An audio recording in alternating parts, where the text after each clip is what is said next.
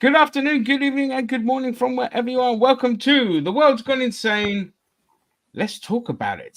Joining me, we have RIP Xbox. Context will be coming soon.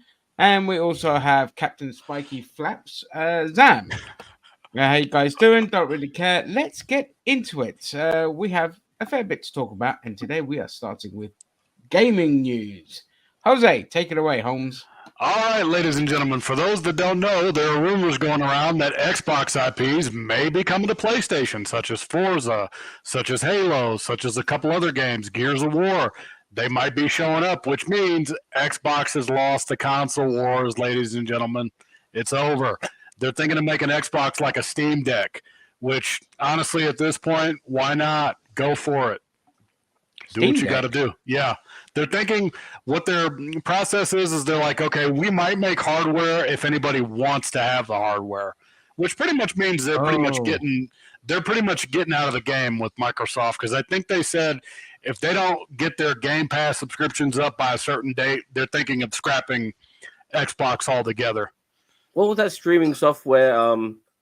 Uh, where you don't have to buy a computer, you could just get the game streamed to your computer. What was it called?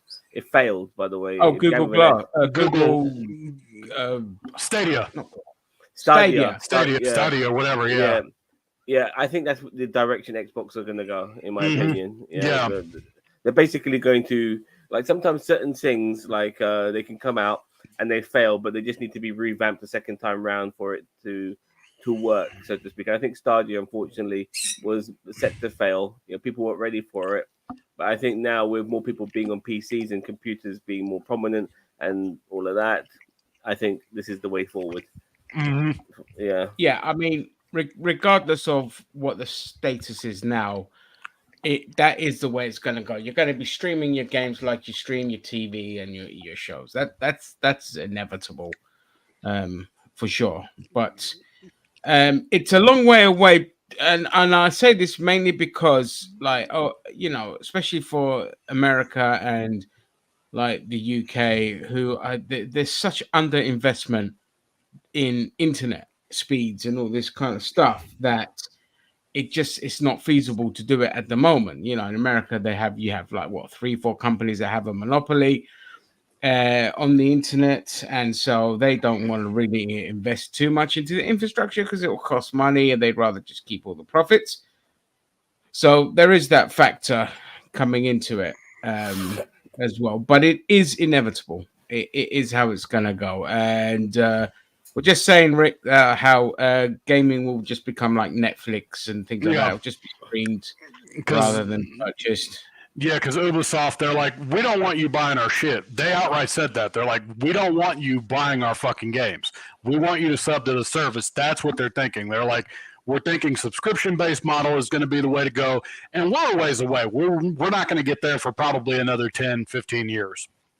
Yeah, and Ubisoft want the same as well. They're saying like they don't want people getting used to owning their games and all this kind of stuff. And Ubisoft has shown and Sony as well have shown the kind of shithousery that happens there because when they shut down servers, you can no longer play that game. You can't play your games offline if you don't want to. So it's a whole mess.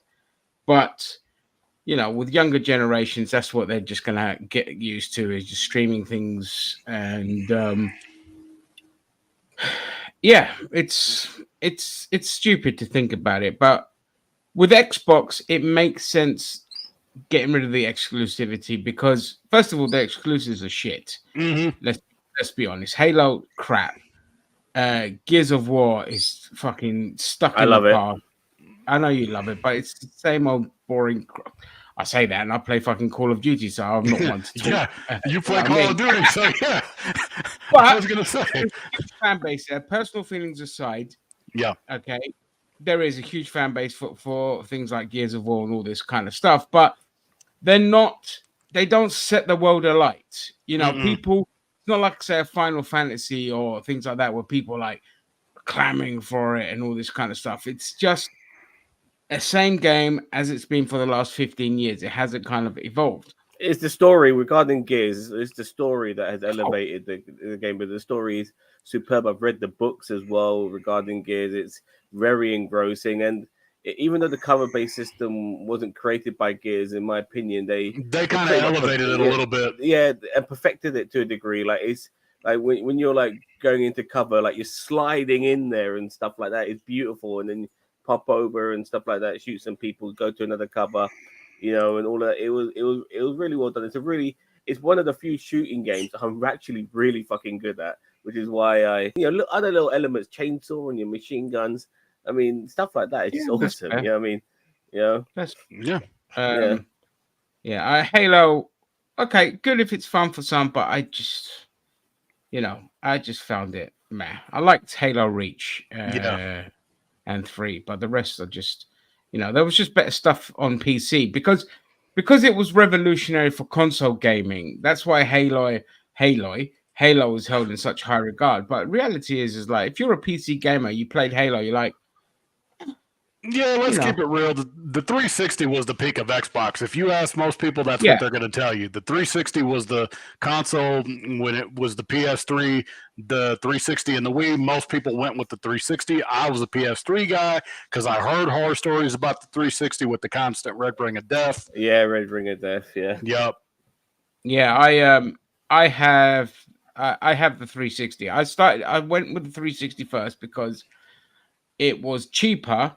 And everyone I know had the 360, so I just went with that. That's where I kind of fell in love with Call of Duty again after years of I used to play on PC and it was really good, but just kind of fell out with it and then got back into Modern Warfare 2, which was phenomenal. But eventually needing 2 discs, 3 discs, because they fucked up on they went with the HD drives instead of the Blu-ray, and that just Blu-ray won that battle. People forget that kind of battle. And so Infamous came out, and I know was Infamous on? Yeah, Infamous was PS3. Infamous was I played that, and I was just like, okay, I'm getting a PS3 just for this game because it was everything I wanted in the superhero game. Bring it back. Bring it back, damn it. I want Infamous to come back on fucking PS5 somehow. Even if you just upscale the graphics, bring Infamous back. It's the shit. Yeah, bring it back. There's a lot of people calling for it because Sucker Punch is still around. They're the ones that did Ghosts of Tsushima. That's them. So bring it back. Do you remember how you resolved the Red Ring of Death? Like the tricks, there was wrapping it up in the blanket. And wrapping it up in a towel. Yeah.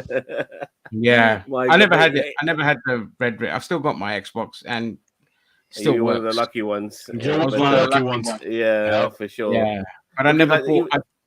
I bought it a year after it came out. So you did the smart thing. You waited. Yep. Always. Yeah, always. And that lesson with a PlayStation, because my PlayStation, I bought one of the first PlayStations in the country at the time, and it was so knackered you had to turn it upside down for it to work. That whole thing.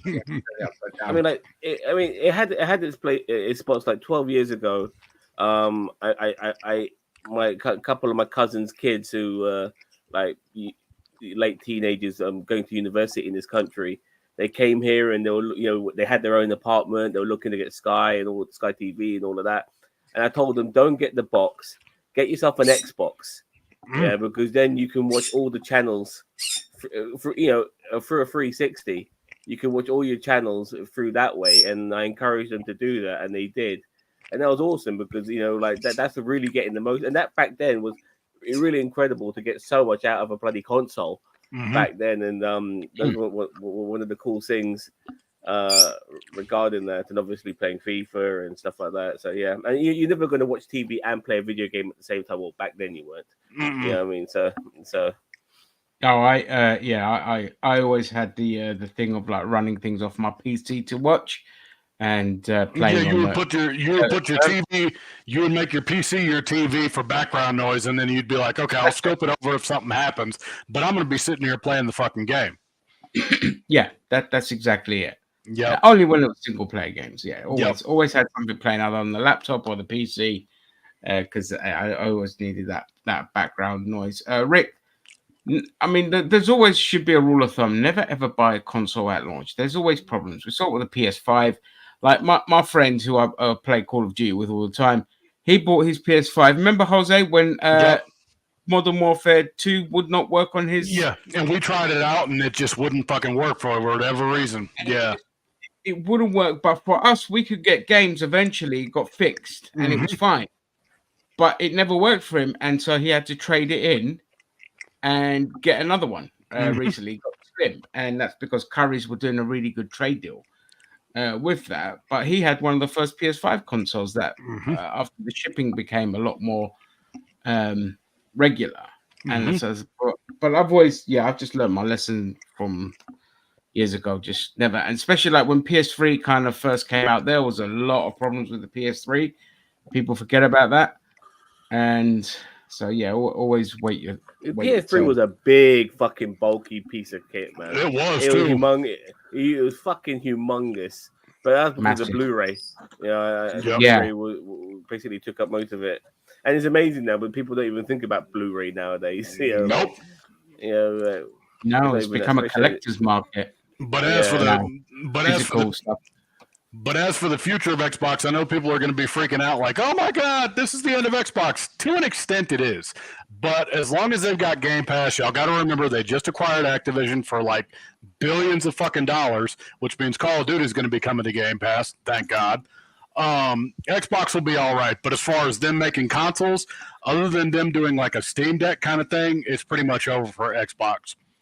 It's over. I know they were talking a couple of weeks ago about working on the next generation of Xbox. It's like, why?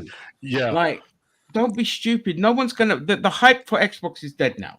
Yeah. It's a two console race, and it will always be a two console race. It's been like that since the Xbox One disaster.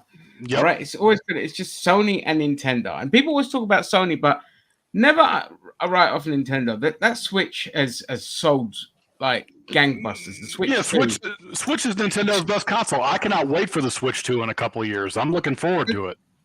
The Switch 2 is going to piss on the PlayStation 5. Oh yeah. So it's very much a two console war, and Nintendo, the fact that Switch 2 is probably going to be backwards compatible too. That's what sold me. I'm like, all right, if y'all are making it compatible, cool, because I'm going to upgrade. Yeah, guys, did you want to say something? Yeah, it's a shame that Xbox is going away because it's always good to have competition. But I agree with what you two say. Like, ever since the Xbox One, it's just dead. They just bought Bethesda as well. So, and I think Starfield was kind of like it was a bit of a disaster as well because it's buggy as crap. It's basically a typical Bethesda game. But yeah, I do agree with what Ginger was saying, that it is a two console race now, and the PS5 isn't doing itself any favors by being rarer than fucking hen's teeth a lot of the time. They should. No, it's not rare anymore. It was rare, but it's you not can rare get it now. Yeah, you can get it now. You can get a PS5 within 3 days because they've been mass producing them. Okay. But it's still a decent piece of kit, and I do think that, as I said, what will probably start to happen is that Nintendo and Sony will probably start to make decent again, because Nintendo stuff is always pretty decent, even if it's not my cup of tea. Tears of the Kingdom sold gangbusters. Phenomenal. I think if it wasn't for that shitty weapon breaking mechanic that they decided to put in it, it would have been an all-time classic. Even with it, it's an all-time classic. No, it is an all-time classic. Even if you have, even with those stupid mechanics in it, it's up there one of the greatest games of all time. Zam. Go ahead, Zam. Just a couple of things, like to a degree, and I disagree with you, Gary, regarding the competition, because the thing I like about PlayStation versus Nintendo versus PlayStation versus Xbox is that Nintendo is more unique with what they offer, and so it makes you want to get a Nintendo. While Xbox and PlayStation are very similar, with only the odd exclusive game here and there for either console, and stuff like that pisses me off. It's like streaming services. Now, I'm never a big fan of people monopolizing things, but there's places where you don't want a variety of different types of things, like maybe consoles, because you don't want to buy them all. You just want one fucking console to play the variety of fucking games. And when it comes to PlayStation, Xbox, I'm in a way I'm kind of happy it's kind of turned out this particular way because I've got a PlayStation. I don't need a fucking Xbox. I've got a PC. That is my Xbox.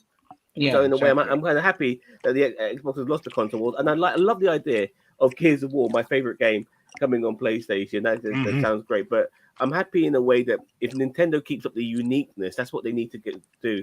Stay unique, be original, don't be the same as PlayStation. You know, come up with, keep reinventing the wheel, and that's the sort of console war I'm down for. You never have to worry about Nintendo not being innovative because as long as they've got Metroid, Mario, Zelda, and Donkey Kong and Kirby, those are going to be your money makers.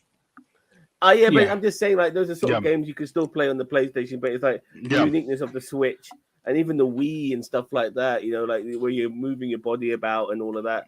Those are really cool. They're very innovative, you know, like they need to keep that going, in my opinion. That's the route they need to regarding their console designs. Even if they feel like a generation behind regarding graphics and stuff like that, just keep up that uniqueness. That's what matters the most. I mean, it's showed that you know the graphical limitations and all this kind of stuff are irrelevant because Tears of the Kingdom is a massive game, and there is so much in it that you can't believe they fitted it into this tiny little thing. And none of it kind of gets stored on your Switch itself. It's all on the disc.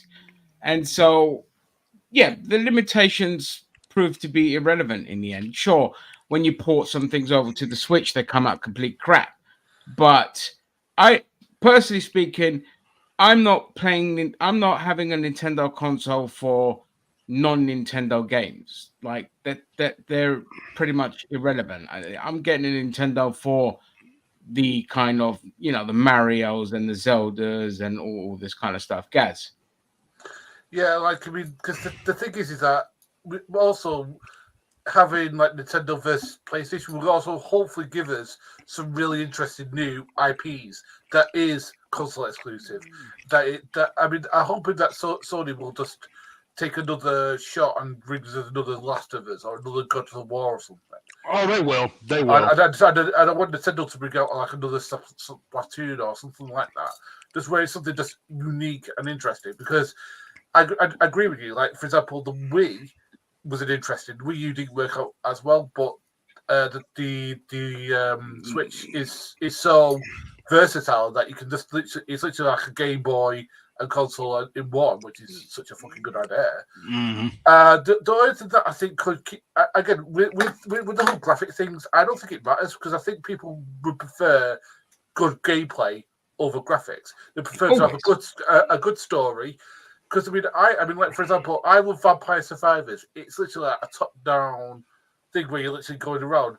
Now that should be a shit game if you're going by graphics, but otherwise, I find it fascinating just because like you got to get these different power-ups. It's very Castlevania inflected. It does everything you need to, and I think people would rather play something like look at Viewfinder.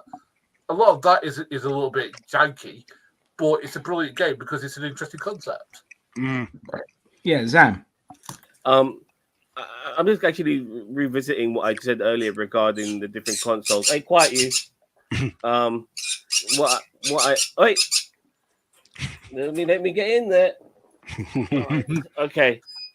What I was thinking is that maybe it wouldn't be so bad to have actually different consoles. Come to think of it, if every game was a cross-platform game. So if more cross-platform gaming is happening, like it is with FIFA now, I can play against people who are not only on Xbox but also on PC, which is pretty cool. At least that brings everyone together, and then it's all about the other little intricate things within your console that will target people. Do they want something which is bare bones and basics? They might go for this particular box, or they want something that can do everything. They'll go for this particular one. That will be probably the better way, you know. Come to think of it. Yeah. As long as you have cross-platform, that's the fundamental thing. Yeah. Bring everyone together. Sure.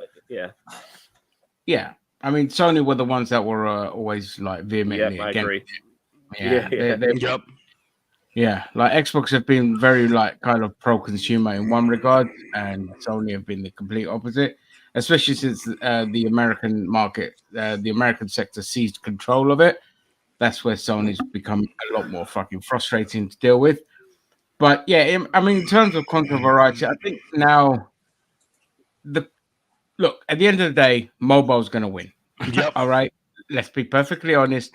Mobile is going to win. Mobile already generates way more than bloody consoles do. They generate an insane amount of money, and the games are just absolute daft bollocks. And now you can emulate games on your phone. I never thought we'd make it that far. You can now do that.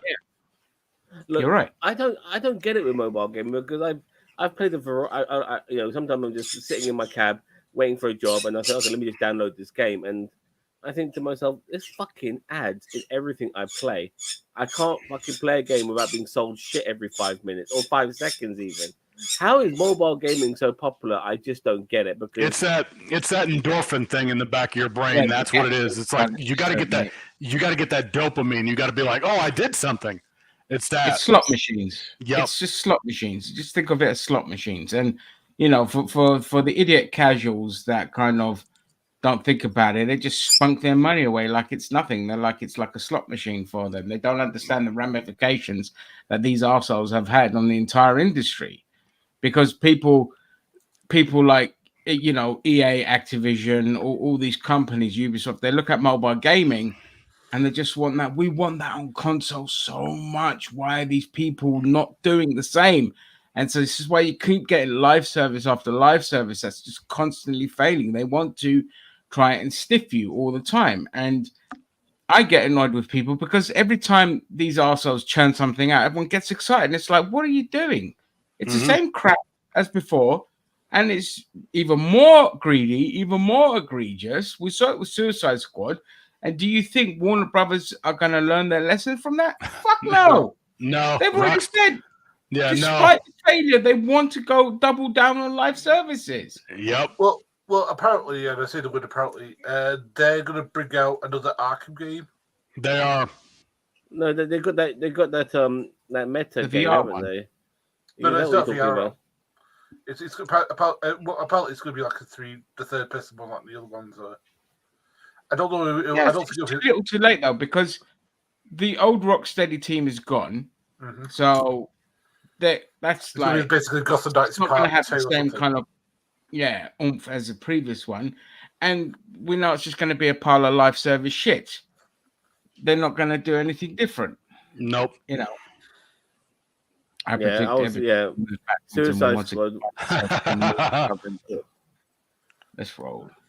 Suicide Squad was one of the biggest disappointments for me because, like, what it ended up being, even the story wasn't that great, by the way, which upset me too. Like Suicide Squad, like you look at it was DOA regardless. It was DOA anyway. But me and Zam thought we would watch like the cutscenes, for example, like do like Mortal Kombat or whatever. But no, it was crap. Like there was no gravitas in when certain members of the Justice League were dying. Like you really wanted to feel the weight of that. You know, nothing. You know, I was so disappointed.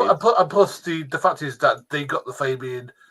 What does the word for it? The Fabian continuity of stuff, just total bullshit. It's not canon. It's not canon. I'm going to refuse to accept it, no matter what they say. Well, I mean, the thing is that Wonder Woman's alternative universe. Wonder Woman's lasso frees people from mind control. And she literally puts it on people, and it doesn't do it. It's like that's literally one of her powers. What the fuck are you doing? Yeah. Yeah, even the ending, they gave Brainiac the power of the Flash. Yep. Like, oh my god! And then like, all right, now you to resolve everything, you gotta kill Brainiac another 12 more times. And I guarantee within the next 2 months we'll be able to get the game for $20. I'm like, just put it on PS Plus because that's the only way I'm already play on sale. Yeah, you can get it for like 30 quid at the moment, and it'll go even cheaper. And it'll be on PlayStation. It's under the disco. Yeah, it'll be $10, and that's when I'm like, okay, I might do it for $10 because I'm like, if it's $10, don't bother, mate. Yeah, don't give them a penny. Just fuck them. I'll wait till it comes to PS Plus because that's when I'm going to play it. When it comes to PS Plus, because it will. PS Plus. Yep. Cheap and cheerful.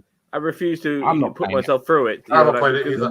It's a shit game, so why would I even want to bother with it, regardless of it being DC? Yeah. If I want to play Fortnite, I'll just play Fortnite. Yeah. Yeah, the color palette and everything. Like, oh man, Horrible. like four unique Suicide Squad members, and you make them all the same. It's like, come on, man. Yep. Yeah, it's ridiculous. Stupid. Yeah, Um, yeah. by the way, talking of like gaming and all of that, Xbox isn't actually the only one rethinking console exclusives. I've got this nice little article. I haven't read it from IGN yet. I saw it while I was Googling the Xbox thing. But it goes 2024 games are more expensive than ever. Publishers are taking fewer risks and layoffs are rampant. Mhm. As the most front facing of the big three executives, Xbox Phil Spencer sat down for an interview, lament the current state of the video, blah, blah, blah, blah, blah. It's clear that the console sales aren't seeing the growth that even leaders in this regard would like. PlayStation. No shit. That's why they're porting games to PC via Steam. Xbox is expanding its release strategy, including Steam, PlayStation, and Nintendo. And it's become clear that there's seemingly a consensus between both PlayStation and Xbox that their entire industry is going through a recalibration, starting with console exclusives. The recalibration has been accelerated thanks to a massive wave of layoffs within the industry. And blah blah blah. Those ones, I'll just get through this. The entire industry So is resetting disturbing. to the commercial reality, with some companies realizing that they have overexpanded, become unfocused in their strategies, or become overstretched financially. Piers Harding, roles of Amethyst Analytics, tells RGN. By now, it's widely known that there are two primary culprits for the recent wave of layoffs. COVID is one, according to Michael Patcher of Wedbush Securities, and Dr. Blah Blah Blah highlighted high interest rates, slow down growth, inflation, and overall negative sentiment are clearly weighing in on the gaming industry and gamers alike. Where it also doesn't help that games built like crap and live service crap that nobody wants, and getting the same generic cut and paste shit also plays a role. You know, it's the lack of oversight from the higher ups. They keep thinking Fortnite, and mobile gaming. Yeah. As a result, Spencer's clear will be seeing a shift in the coming years away from console exclusives to mitigate the losses in revenue. Mhm. Everyone has been reporting the impact of the revenue needed to break even on a $300 million budget has had devastating consequences in the form of mass layoffs. So basically, forward- go ahead. Sorry, go on. But No, go on. basically, long story short, is Xbox is basically saying, okay, this is us giving up without us actually admitting that we're giving up. We're going to try to get everybody gets that piece of the pie just so Microsoft can try to regain profit somehow. That's why they're doing this bullshit. Yeah, and here Yep. we have like Sony's president Hiroki Totoki discussing the opportunity to grow PlayStation games on PC Yep. / multi-platform, and because I'll close the article now because it just repeats itself. But the problem is, PlayStation hasn't sold as many as they were predicting. That they've sold 50 million less than they thought they would. And that's obviously, you know, in the early days of the PlayStation distribution issues, and now the cost of living issues, and, you know, PCs are a lot cheaper now as well.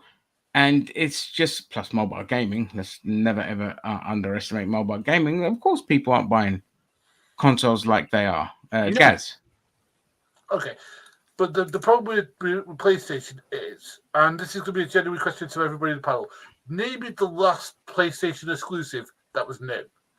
Because the last thing I can remember is either Spider-Man or that Horizon Zero Dawn thing. Apart from that, I struggle to name anything else. Ghost of Tsushima is probably Ghost of Tsushima is probably the last thing that felt new. Like I recently tried out the Stellar Blade demo. I'm probably going to pick that up. It's not really new, but it's a good hack and slash. Okay. So I'm like, okay, so there's a couple games out right now, but like Final Fantasy VII Rebirth, don't be surprised if that wins Game of the Year. It's fucking Final Fantasy. It's going to win. It's also fucking awesome. So yeah, it's a good fucking game.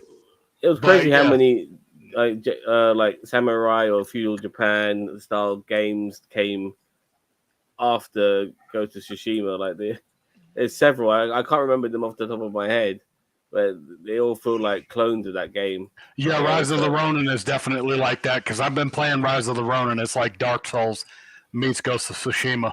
Yeah, some of them have got that Assassin's Creed aspect to it as well. So yeah. Yeah, I mean, there's also God of War as well. That was another exclusive. The Final Fantasy games are exclusive for quite a long time before they go onto other consoles. They have a few, but you know. Even GTA used to be a PlayStation exclusive. Yep. ISS Soccer, used to be a PlayStation exclusive. All these games, but I don't know. I mean, in a way, I'm kind of happy that other consoles are getting them because and now we've got the cross-platform gaming. Well, it seems like Spider-Man. That's gonna always be on PlayStation. Yeah, Spider-Man. Sony would rather die before they give Spider-Man up. Well, no, because Spider-Man goes on PC as well. Yeah, but they won't. But they'll never port it to Xbox. That's what the Xbox fanboys are wanting. Listen. Never say never, because like I told you, look. Let's put Sega into context. Okay. Sega made more money, more profit than ever in their history when they were running consoles. After the fact that they stopped making the consoles and just started making games, they've been making record profits. Yeah, fair. Since. I mean, the Yakuza series and all this kind of stuff. So it makes sense. Xbox are fucked. They're gonna. If they held on to exclusivities because they're never going to recoup the costs of Bethesda and Activision and all this kind of stuff. So again, it behooves them to not keep them as exclusives. Outsource the fuck out of it. That's what you got to do. Yep. You have to outsource the fuck out of it. So, they're going to pimp out Spider-Man. I guarantee Wolverine will be coming to Xbox.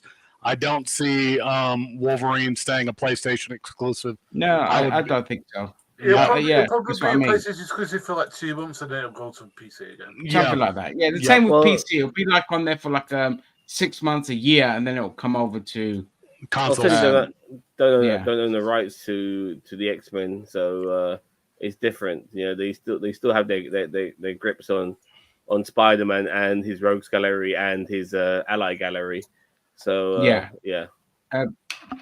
Advance, I mean, exactly. Like, so Spider-Man is not exclusively owned by Sony when it comes to other media such as gaming and animation and all this kind of stuff. That's up to Disney, so they can license it out accordingly. But there might be some rules because Spider-Man. I mean, I say that it's a confusing one. I'll tell you why. Because Spider-Man came to Marvel's Avengers, but he was a PlayStation exclusive. Yep. And so I don't know how it works. It's a weird one. There's, I'm not a licensor. So I got a feeling it's going to be one of those things where when they do Spider-Man, it'll be like 5 years too late for Xbox. It'll be like everybody's already played it. So if you want Spider-Man, you're just going to pick up a PS5. I heard some things regarding Spider-Man, like you can't, like for instance, Marvel can't necessarily make movies with Spider-Man in it unless they obviously got the green light from Sony. But apparently they can make TV shows. Yeah, I think and maybe cartoons. Yeah, it's a workaround. Sure. Cartoons, it's a workaround kind of thing. I think TV and hang on, let's have a look. Yeah, movies. I think they got to share the distribution rights. So movies, I know, are like, we're going to play that by ear. And as much as Sony, I mean, the funny thing is that the times have changed now because Marvel stock has fallen so much with their recent stuff just being so bog standard. But it would still be in Sony's best interest to still align themselves with Disney, with Marvel. Because of the Avengers and stuff. But the funny thing is, Sony's almost in the powerful position right now because out of all the things in Phase 4 that was good, it was Spider-Man, probably the best of the best. Spider-Man: No Way Home. Everything else was shit. But still, at the same time, there is an allegiance there because we had several characters from the MCU, like Wong, like Doctor Strange. We had Nick Fury in the previous movie, and we had Tony Stark in the film before that. So they need to keep that allegiance going, that alliance going. Yep. But the problem is that the other films that Sony have made that aren't Spider-Man have been shit. Yeah, like Madam Web. Oh my god. Venom flaming Let There Be Carnage wasn't as good as it should have been. A lot of people didn't like that. I thought it was better than a lot of other people did, but not by much. And then Kraven the Hunter doesn't really fill me with joy. And Madam Web, the less certain about that will be the better. I've not actually seen it yet, and I kind of want to see it just to see how much of a train crash it is going to be. Well, everyone who spoke about it said it was. I haven't come across a decent review apart from Chris. I think Chris Duckman said it was okay. He didn't jump on that train, but the fact that he said it was okay, he got shit for it. Like, fuck's sake, that's his opinion. He still thinks Force Awakens okay and The Last Jedi is okay. And obviously we have our disagreements, the same with you as well, boss man. But that's still his fucking opinion. You know what I mean? I'm not going to hold it against him. But I don't think that was the issue. I think the issue was that he didn't do a review on it. He was just talking about why do bad movies happen. He was just talking about like studio mandates and stuff like that, and how it could interfere with like directors' visions and stuff like that. That's all. That's the reason he got so much shit. I mean, I disagree that he should have got that shit because the other day, if he wanted to, develop a new style because he's now a director and he feels like his style was like more indicative of somebody who's not in the industry. I know he wants to be more positive in his outcome, but that's his choice. Yeah, I agree. Yeah. This comment here from I've got Midnight the Suns was on Xbox. First, that's fine. Midnight Sun was on the Xbox, and that included. Yeah. I would say I think that's simply because I think you can make a game with characters from that are owned by Sony, as long as they are not the main characters, they're part of a contingent. It's a bit like the thing with Hulk. You can't make a Hulk movie, but you can put Hulk in a movie, if you know what I mean. Well, now you can because the rights have reverted back to Marvel. but initially, when that shit was So I've got the contract thing here. So it goes right. So it basically says, according to the contract that was leaked back in 2014, I think that's when the hacks happened. Sony's rights encompass the following areas: live action and animated movies, live action TV series, and animated series with episodes longer than 44 minutes, meaning an hour basically. So they only have exclusivity making an animated series that's over an hour long. So it goes blah blah blah. Right. So this was the last version. Well, yeah, I mean that's it. But they do kind of have exclusive rights to live action series as well, rather than Marvel, which is why they struck a deal with Amazon, which they were making the Silk and Spider-Man Noir series. I don't know if they're still making those, or not. They are. Did you say? Yep. Yeah. Yeah. Okay. So, yeah. But in terms of Hulk's reverted back to Marvel completely now. It was a weird fucking deals that they had. Yep. So yeah. All right. That's it on gaming. We'll move on to TV and film now. Dwayne The Rock Johnson has been in the news because he's been pissing people off. Expand on this, please. Yeah, so basically, there was an article that came out about issues with his work ethic on the film Red, and I've got the article here. Red 1 down. Dwayne. Red 1, I think it was. Yeah, wasn't that also? He was a music producer, a very good one. He did Red Notice. What's that? No, but he's got there's a film called Red Notice he did with Gal Gadot and was it Red something. I think that's the one. Yeah, I don't know what this Red one. But with the Red 2, like they I think they've made the sequel to that. With Ryan Reynolds and Gal Gadot. Have you seen the first one?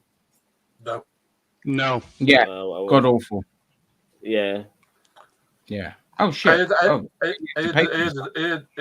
first one was very good. I knew, by the way, I thought to myself regarding the twist with Dwayne.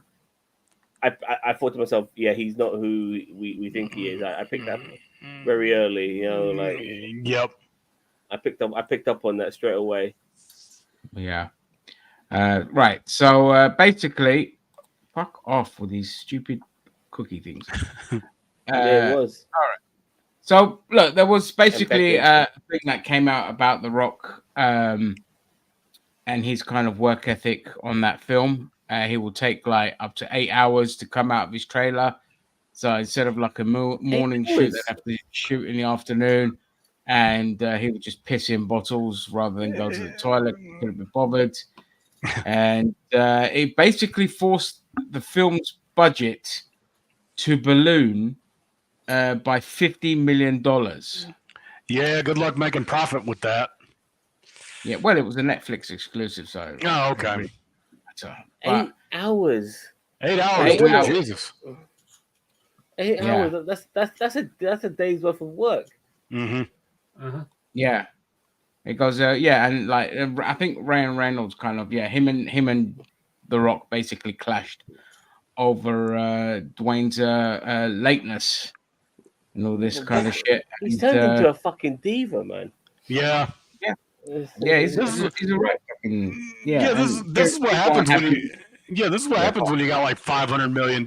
When you got $500 million, you don't give a fuck. Yeah, we got fuck you, buddy. Yeah. Yeah, but I'll read this. So Ryan Reynolds and Dwayne Johnson reportedly clashed while working together on Red Notice. Amidst the swirling claims against Johnson's tardiness, a report by The Wrap accused The Rock of arriving late on the set of the 2020 action comedy, prompting a huge fight between the co-stars. However, an insider privy to TMZ revealed that while the serious confrontation did happen due to repeated late arrivals, it didn't go beyond serious discussion and that the actors are now on good terms. But let's pause for a second there, because The Rock accused Vin Diesel of this very same work ethic Yeah, when they were on doing the Fast movies. Fast and Furious 6. Yep. Yeah, let's- you're right, let's Rigby. Yeah, guys. He's on the money. In The Rock's defense, and this is this, I think this was around the time he Oh, lost yeah, his there dad. you go, Rigby. What's I up? think this is around the time he's lost his dad. So I think because I think his dad got No, Gary. No, he did. No, No, no, but that's not a defense, man. That's not a defense, dude. I'm not Oh, saying it is. yeah. I'm not saying it is. I'm just I saying like lost my mom. He lost his dad. We still got to fucking work, do our shit, be professional, man. Like if No, I you agree don't with lose you. your dad, I agree with you you. lose your dad. You take time off, and you go away for a bit, and you put everything on hiatus. Yeah. But you don't fucking spend 8 hours in your fucking trailer. Like, no, this you give people a pass for the stupidest things, Gary. I swear, man. You know what I mean? Yeah. This is not. You don't give Yeah. a pass for that. Leave it to people that understand the human mind better, please. All right. Yep. An insider spoke to The Wrap about Johnson's habit of arriving late on set, which has caused the movie's budget to be increased by $50 million, and claimed that he was late on average of 7 to 8 hours per day and missed several entire days of production. Oh. Nonetheless, the That's spokesperson rough. for Amazon MGM flatly denied speculations and asserted any reporting that implies that we got to this point with him showing up 7 or 8 hours late is both ridiculous and false. And that's where the article ends. Listen, when there's a grain of salt, there's usually a mountain of shit. Yep. So and it plays into like people kind of being pissed off with him at WWE as well, because he's kind of yeah, I read just about that. derailed a lot of things, and these kind of big boss kind of swagger attitude really rubbed people the wrong way. Mhm. And, yeah, so Well, he was definitely supposed to headline WrestleMania until they. And I'll give him. Look, I'm not saying I give him credit, but somebody needs to get credit enough to read the room and turn him heel, It's and all of these Yeah. and all of these sort of things. So Moving Yeah. on to segueing into wrestling, actually, that's a good segue.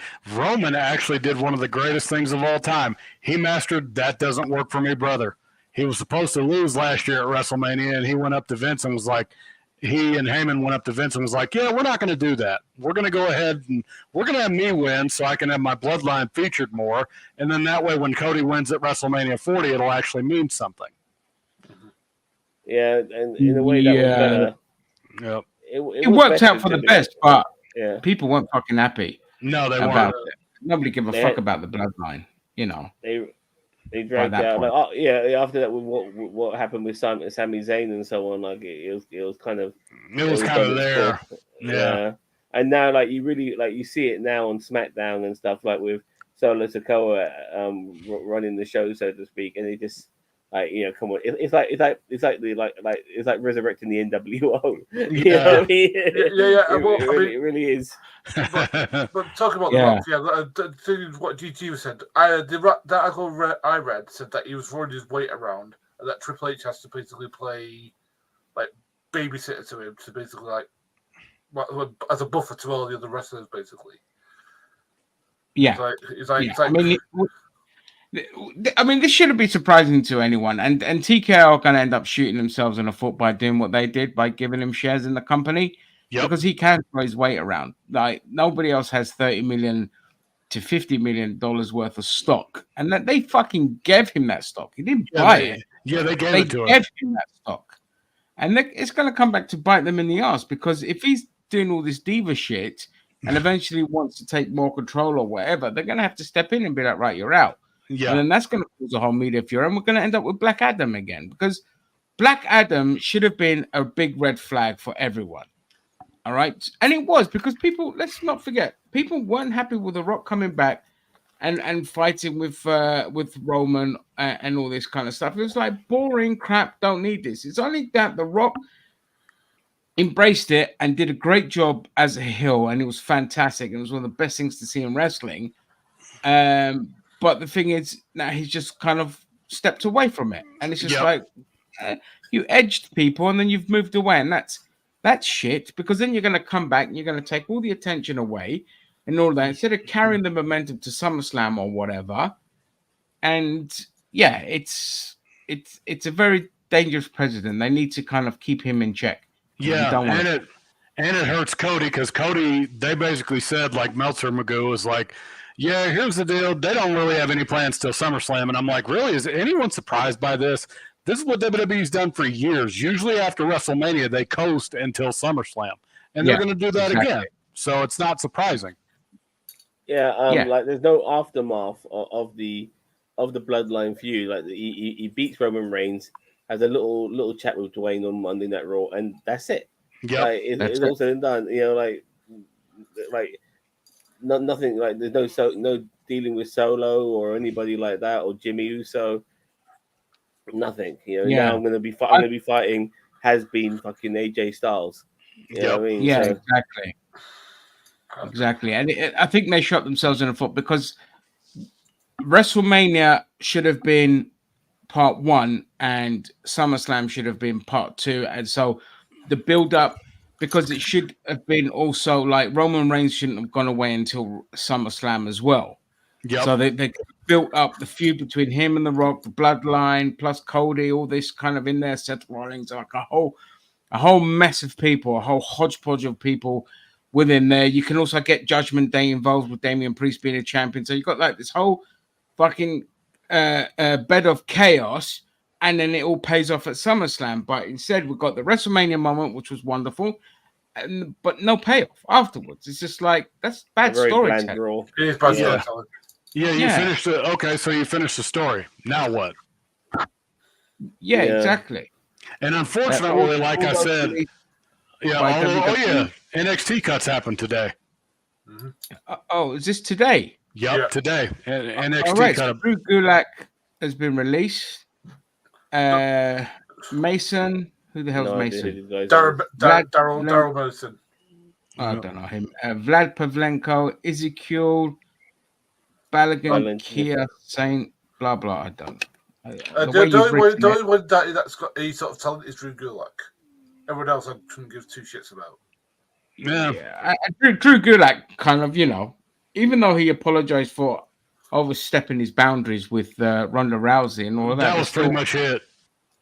That was it. Game over for him. I mean, you don't really hear any complaints about Drew Gulak other than that one incident, and which he resolved. I'm always for, like, look, if you overstep your boundaries, you realize you fucked up, you apologize. Yep.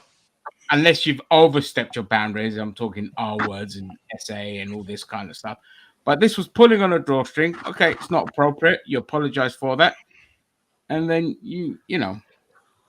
let's have a look here. WWE releases today. Yeah, today I think it's just the NXT kids, because I don't think they're doing their spring cleaning this year if they haven't done it already. Usually they happen after Mania. Usually. Yeah.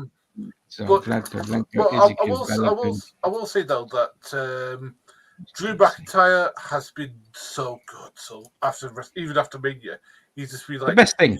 Yeah, he's been knocking it McIntyre. out of the park. McIntyre. I'm surprised he hasn't hurt his back from fucking carrying the company. I've got Yep. to say this. He's at the current moment, he's my favorite wrestler. Yeah. Because he's great in the ring. He's great that.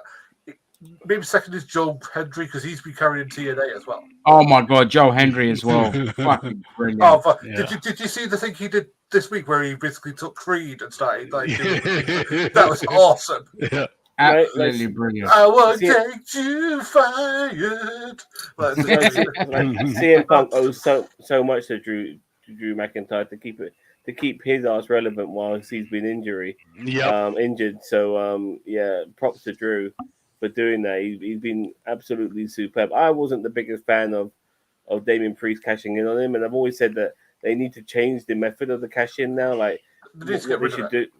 No, keep the money in the bank. But when you want to cash it in, You got to tell him ahead of time. You got to be Gotta like, get It's yo, gonna be a man. proper match. Yep. and It's gonna be a proper match. have it at one of these more mediocre pay-per-views. See how you look, how the crowd takes you. Do you have the capabilities of being a main eventer and all of these sort of things? You know, it'd be more experimental that way than them running in and all this shit and winning a top tier title by like that. No, I'm not a fan of it. Yeah, like Yeah. the way that you did it with, let's say, for example, with RVD and CM Punk was the way that you should do it. They Yeah. said, right, I'm going to cash it in on this date. You have to do it because this is granted that we're going to be meeting then.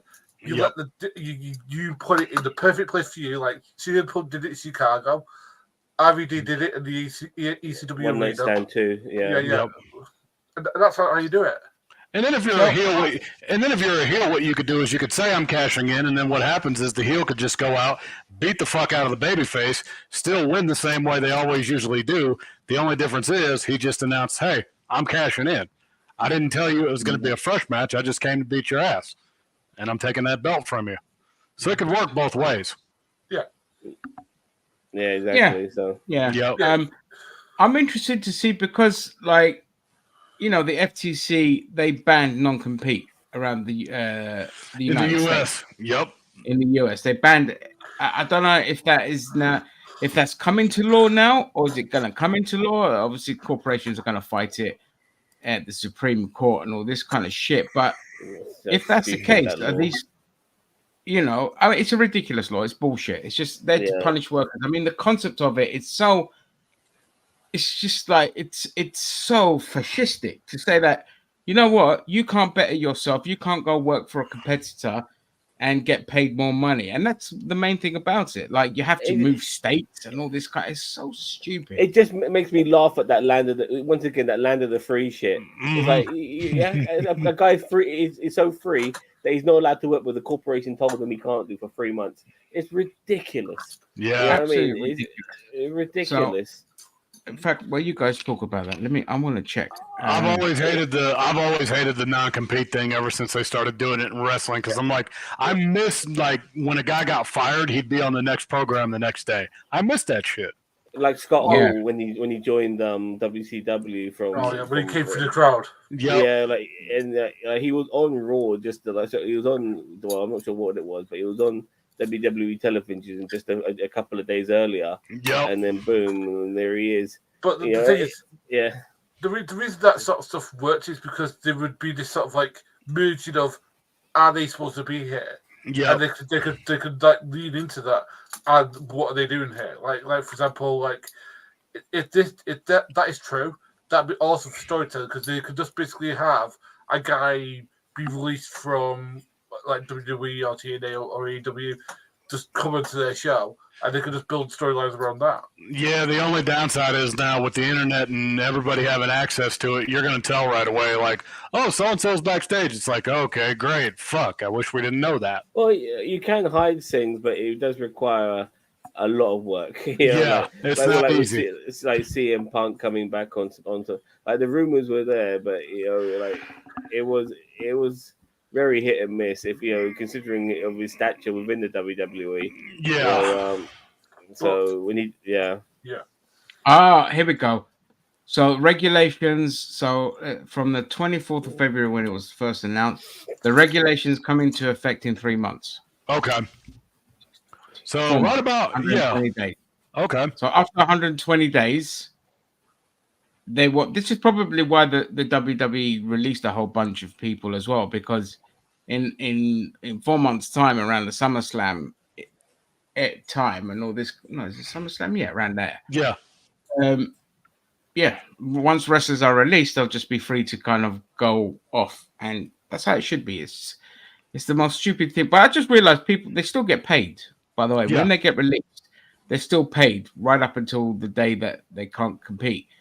The last day they can't compete. So I didn't know that. I mean, but that still kind of sucks because it can, like, if you leave a company, you're hot as Yep. shit. You're releasing. That's when it's the worst. Yeah, Yeah, when yeah, you're That's hot when as it's fuck. the worst.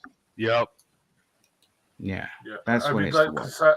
because the thing about wrestling is that your drawing ability is your ability. Like, because your ability to get people's asses in seats is ability. And that's what's. I mean, there's certain guys who should be in the WWE, like Joe Hendry should be in WWE or AEW. Like, that guy's so good. I mean, I know the guy anyway. He'd get lost in the shuffle though. There, I think he's great where he is because I fucking love TNA. TNA is the best promotion going I at the agree with you. moment. I agree with you. Like, And- they do such good work. They're fantastic. Their stuff is great, and we haven't felt the repercussions yet of when they sacked what's his face? I forget his name. Scott D'Amore. Scott Scott D'Amore. D'Amore. Yeah, that's it. We haven't felt that yet because it's still going really strong. So, yeah, it just needs more eyes on it. It's way fucking better than like AEW and WWE. Well, if I was AEW, the thing that I would do if I was Tony Khan is employ Scott D'Amore to say you're my head Yeah. writer. Yeah, Exactly. If I'm That's a Tony great idea. Khan, I'm Tony Khan, I'm getting a booker. I'm getting Tony Khan the fuck out of the matchmaker role. I'm like, dude, you making matches is not going to attract an audience. I've always said that since day one. Yeah. Look, Rick, I want AEW to be great because, like, it's got Swerve as the champion. He's really fucking talented. So MJF has got Flaming Okada, Flaming Omega's just come back. We've got Flaming Osprey. Got all this great talent, and you do fuck all with it. Exactly. The booking is atrocious. The storytelling is non-existent. It's just it's look, and it's annoying because the last pay-per-view they did was fantastic. It was way more entertaining. Apart from like the 1 or 2 matches, it was way more entertaining than WrestleMania was. Yeah. You know, apart from the main event with Swerve and Joe, I thought that was disappointment, but that doesn't matter. I mean, Daniel Bryan versus Osprey is one of the greatest matches, at least of the last 2 decades. It was phenomenal. Yeah, it's going to be the match of the year. I'm not going to be surprised. Yeah. Yeah. It was of all the pay-per-views AEW have done, and they're usually shit, this was their best one, and this was good. I think I gave it like an 8 out of 10. It was really good. But the problem is, I go and watch the TV shows, and it's just like, I can't be asked with this. It's the same with WWE. It's like, this is just a slog to get through. Yeah. And again, don't think we're sitting there. I'm praising TNA because TNA are great fun to watch. I'm not praising WWE. They did a great thing in the roll-up to WrestleMania with The Rock and all this kind of thing, and Drew McIntyre, who is like the best thing in wrestling, and all this kind of shit. But their matches are still too cartoony and formulaic and just, as dull as AEW matches are. In fact, sometimes I prefer the silliness of AEW compared to the spot monkey crap that WWE does. It's too formulaic. It's by the numbers. Yep. And nothing's changed. If I was just a little thing, if I was a booker within the WWE, I'd bring back AJ Styles' old music. You are, I am. Oh my god. Yeah, that was one of the best. I think TNA owns that. Yeah. Did they actually TNA own it? right. Yeah, TNA owns that. They made it. They own it. Yeah. Oh my god. Because the stuff he comes out with now is just absolutely. I always felt Yes. They need to get missing his entrance. Just Yeah, buy it off them. Yeah, they need to get rid of Def Rebel because that's who they currently have as their music makers, and people do not like Def Rebel. They're like, they need to fucking can these guys. They need to do everything they can to get Jim Johnson back. I'm like, Code Orange. Yeah. We're decent at least. Yeah, the new guys they've got. Who's the company they're using now? Def Rebel. They're bloody awful. Yeah. Jim Johnson was a goddamn legend. They should bring him back. Mm-hmm. Yeah, they actually. It's official. Rick, I've tried watching Dynamite, and it does my nutting. You can't watch it. It does my nutting. I'm sorry, but again, I say the same with WWE. Like, their shows do my nutting. You know, I mean, here's the deal. All you have to do with AEW and WWE is just watch the pay-per-views, and that's what we're doing tomorrow. Right, Rick. Maybe apart from the stories around titles, maybe a story that goes on in AEW.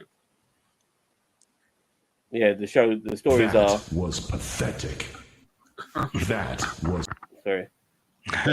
All right, that was good. I actually have a few of these in there. Nice. These Mortal Kombat. Oh, I got all of them. All the Shao Kahn. All the Shao. Yeah, I got that in there somewhere as well. The books for Tony Khan. I got the books for Tony Khan. Yeah, but the books for Tony Khan is entertaining because of how ludicrous it is. Yeah, Tony Khan is being a fucking idiot, and it's like I cannot believe this fucking idiot. I need to go on a soapbox. This idiot compared AEW being Pepsi and WWE was Harvey Weinstein. How the fuck does that correlate? What? Yeah, that's what he said. Yeah, he said that. Because of Vince McMahon. Yeah. I'm like, but you can't say that it would have been a good singer if you didn't have Ric Flair, Chris Jericho, Will Ospreay, and two other people, Don Itis, and one other person that have been accused of improprieties on your book. You know, you wax lyrical about Vince McMahon, and then the next day he goes and signs fucking Ric Flair. Yeah, I don't understand it. It's like Tony Khan will say things, and it's just like, why the fuck would you say that? I mean, because Block did ask me to do like Tony Khan impressions because I kind of look like him apparently in Block's book. I just went. Oh yeah, you look like Tony Khan, please. That's what I basically I'll just do Tony Khan, which is like, I've got this idea. We could just have 5 million super kicks. Here's what we're gonna do, guys. 9 days from tonight. 9 days from tonight. You're gonna wrestle Matt Jackson 9 days from tonight. That's what you're gonna do. You're gonna wrestle him 9 days from tonight. Did I mention 9 days from tonight? Oh God. But yeah, as I said, but what I just said is this is what Tony should do: get Scott D'Amore, maybe fuck off his, get people who've actually been winning the business, which you have. Sack the Bucks. Yeah, get Arn Anderson. He's made money. Get Sting to write his shit. He made money in this business. You got all these legends who can contribute stuff to you. You got Christian, you got Copeland, you got Danielson. Yeah, you got a great team. And here's what you do. Just get an authority figure. You don't need Tony Khan taking bumps. Did y'all see that shit? Yes. That was fucking horrible. That was embarrassing. That was horrible. It was some of the worst shit I ever saw. I saw the photographs and I thought, finally. They're beating him up. Please, can we get up here? Because I want. No, we can't because we'll get struck down. Copyright. Yeah. AEW are as bad as WWE when it comes to copyright. It's one of the funniest things I've ever seen. As someone who's taken bumps, I've seen 17-year-olds take bumps better than that. Man, I love that. I loved it when like 76-year-old Vince McMahon was trying to get the stunner done, and oh man, that was sometimes botches and fuck ups, and you know that. It could be a beautiful thing to watch. Yeah, you know what I mean, the worst stuff I ever saw was Donald Trump getting. No, Rick, I haven't outgrown. I don't like it as much as I used to, for sure. But that's because of what wrestling became. Yeah, you know, Vince, when you monopolize it. Yeah, because I stopped watching. Look, I after they botched the invasion angle and they shit on Booker T as my all-time favorite wrestler, I stopped watching WWE right up until the summer of Punk. Yep. Okay. But in that period, from 05 to 10, I was a fanatic for TNA. I thought it was the best thing since sliced bread. Here in the UK, it was a lot easier to get hold of anyway because it was on Challenge TV. But regardless of that, it was just a better product. And Summer of Punk came, I got into WWE, and that lasted for about up until Punk left. But even at that point, I was in and out because it was just so shit to watch. And then AEW's like, comes around. And I thought, oh, yeah, get excited and all that. And then it's just botch after fuck up. And then the big concussion with Matt Hardy with Sammy Guevara, I was just like, no, these people are fucking clowns. And it's just been in and out since. Yeah, AEW. I think AEW's best time was the pandemic era. I don't think they've topped that shit since. Yeah, and the thing is, and also Rick, we also got the NWA coming back, and they had all the tools. That's right. All the tools to be successful. Like they had Nick Aldis, who'd held the belt. I think he'd held it for almost as long as they were Roman Reigns. No, he held it for a little less. I think he held it like 500 days or something like that. But yeah. He was beaten by a really good wrestler, and then all of a sudden they gave the belt to Tyrus, the Brontosaurus himself, a guy who could not wrestle a fucking leg. They gave it to him, a guy who's nearly, he's in his 50s, but age doesn't matter. The fact is, this guy can't fucking move, and he's a fat git, and he's a talentless hack. And basically, and then they had Camille, who, God bless her, can't wrestle either. And then that's just made the stock go like that. And they had some really great talent. They had Ricky Starks, they had Flaming Thunder Rosa. They had Aldis, Eli Drake. Yeah. All these guys have either gone to WWE or AEW. So that should show you everything you need to know. Yeah. I mean, when NWA fucking first launched, we were so excited. It was brilliant watching. We were talking about every bloody week on NWA Power was the shit. Yeah, it was great. And then unfortunately they moved from YouTube to some other place, and I stopped watching it. But a lot of people stopped watching it after that, and it stopped kind of. Rick, I watch wrestling all the time. Yeah, I watch more wrestling now than I ever have. Like I watch Progress, I watch TNA, I watch AEW, I watch WWE, and I watch MLW. As well. Yeah, exactly. MLW. It's because we want these products to be good. Because what Raw needs to do is be outless and streamline your story. What AEW needs to be successful is streamline the stories and get Tony Khan out of making booking decisions. His decision should be, how do I set the product and put people in place, because he knows people from his father to know how to do that successfully. Well, look, beat the shit out of him even more, and that way you can have the angle of him not being able to book, and then somebody else books. And the thing is, like, you gotta let go of your biases, Rick. You're so biased towards AEW that it's not funny. It's sad. All right, you've got to be realistic. Now, if you enjoy the product, that's great. But for a lot of us who just know what wrestling's about, and we've had the good days like of good booking, especially like TNA stuff was like really fucking top notch shit. Now both WWE and AEW stuff is just like, you get the odd nugget here and there, but the overall product, it doesn't grip you like it did. Was MLW, TNA, it's just like, must watch. Lucha Underground when it was on, it was fantastic. It was ridiculous, but it was great to watch. So it's not that we're falling out of wrestling; it's that we don't like WWE and AEW as much as the other stuff. That's it's a reality of it. So Anyway, I just want to conclude by saying that on the wrestling talk is that tomorrow, I don't know who out of you three are going to join me. But WWE Bareback, WrestleMania Bareback, WWE Mouthwash, it's going to be live from Paris, France. Lyon, France, at 6 o'clock UK time, which is perfect for us. Not too bad for Jose either. You can start his day by watching a lovely WWE pay per view. Yeah. And today was the press conference thing they have, the crowd and SmackDown. Yeah, they have SmackDown today as well in France, which is pretty cool. But I was watching the live fans in Paris in France, and they were hot, man. They were hot. The French fans are roasting hot. You know, and it's really good to see that because you can tell that they are really giddy for this. You know, the first time a pay-per-view, a significant pay-per-view is happening in, you know, which is part of the storyline, not some house show shit. You know, is happening in their part of the world. I don't think we'll get much title changes as it's so soon after Mania. It will be lucky to get one. It'll probably be the women's tag titles will probably That's change it. That's it. Yeah, the women's tags are changing. That's it. Nothing else. But overall, I'm hoping. Yeah, they were loud. Yeah, they were loud.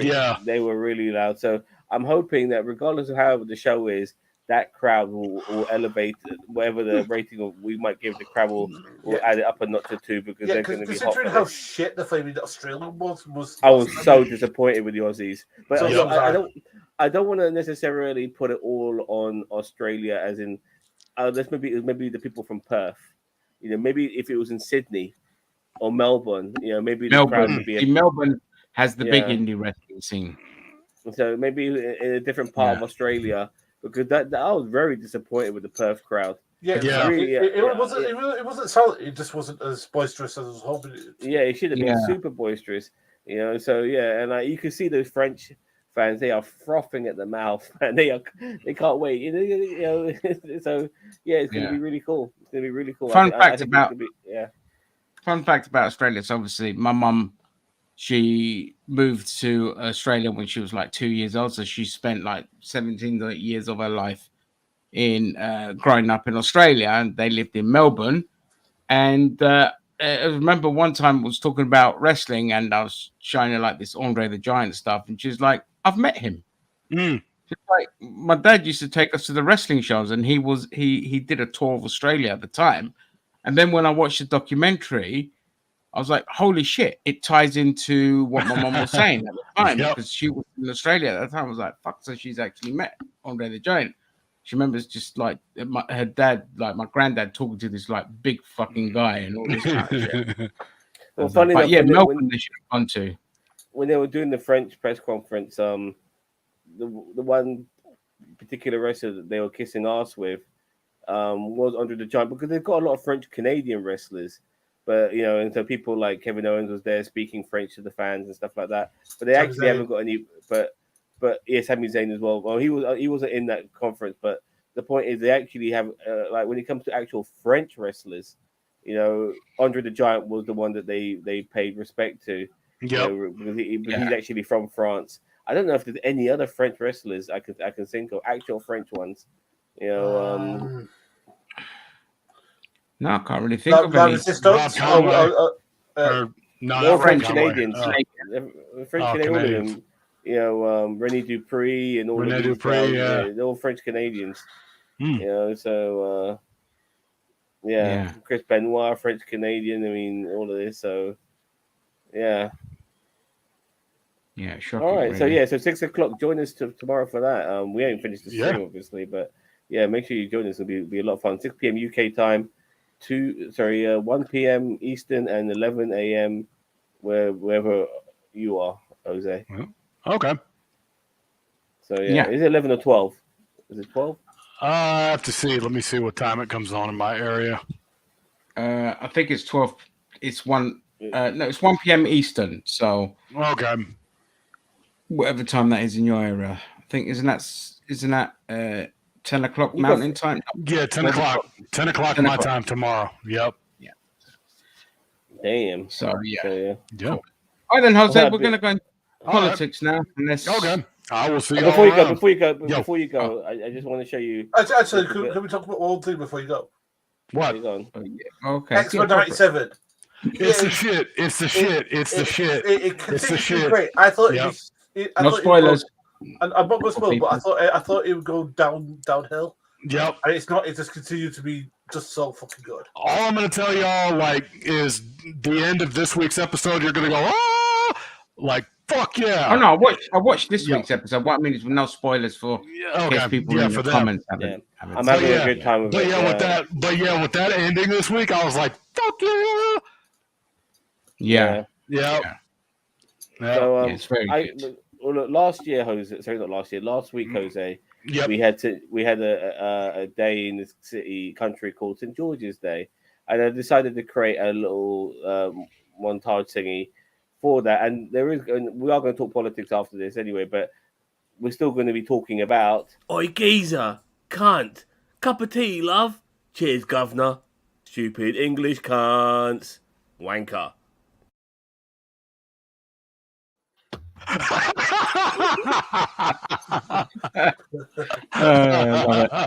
Okay, Thank you. that was great. I just wanted to share that with you before you went.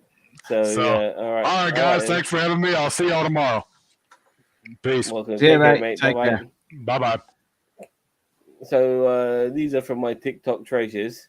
Now I know you're not the biggest fan of what's his face? No, actually we'll go with this one. So hang on before you do that. Sam's TikTok treasures.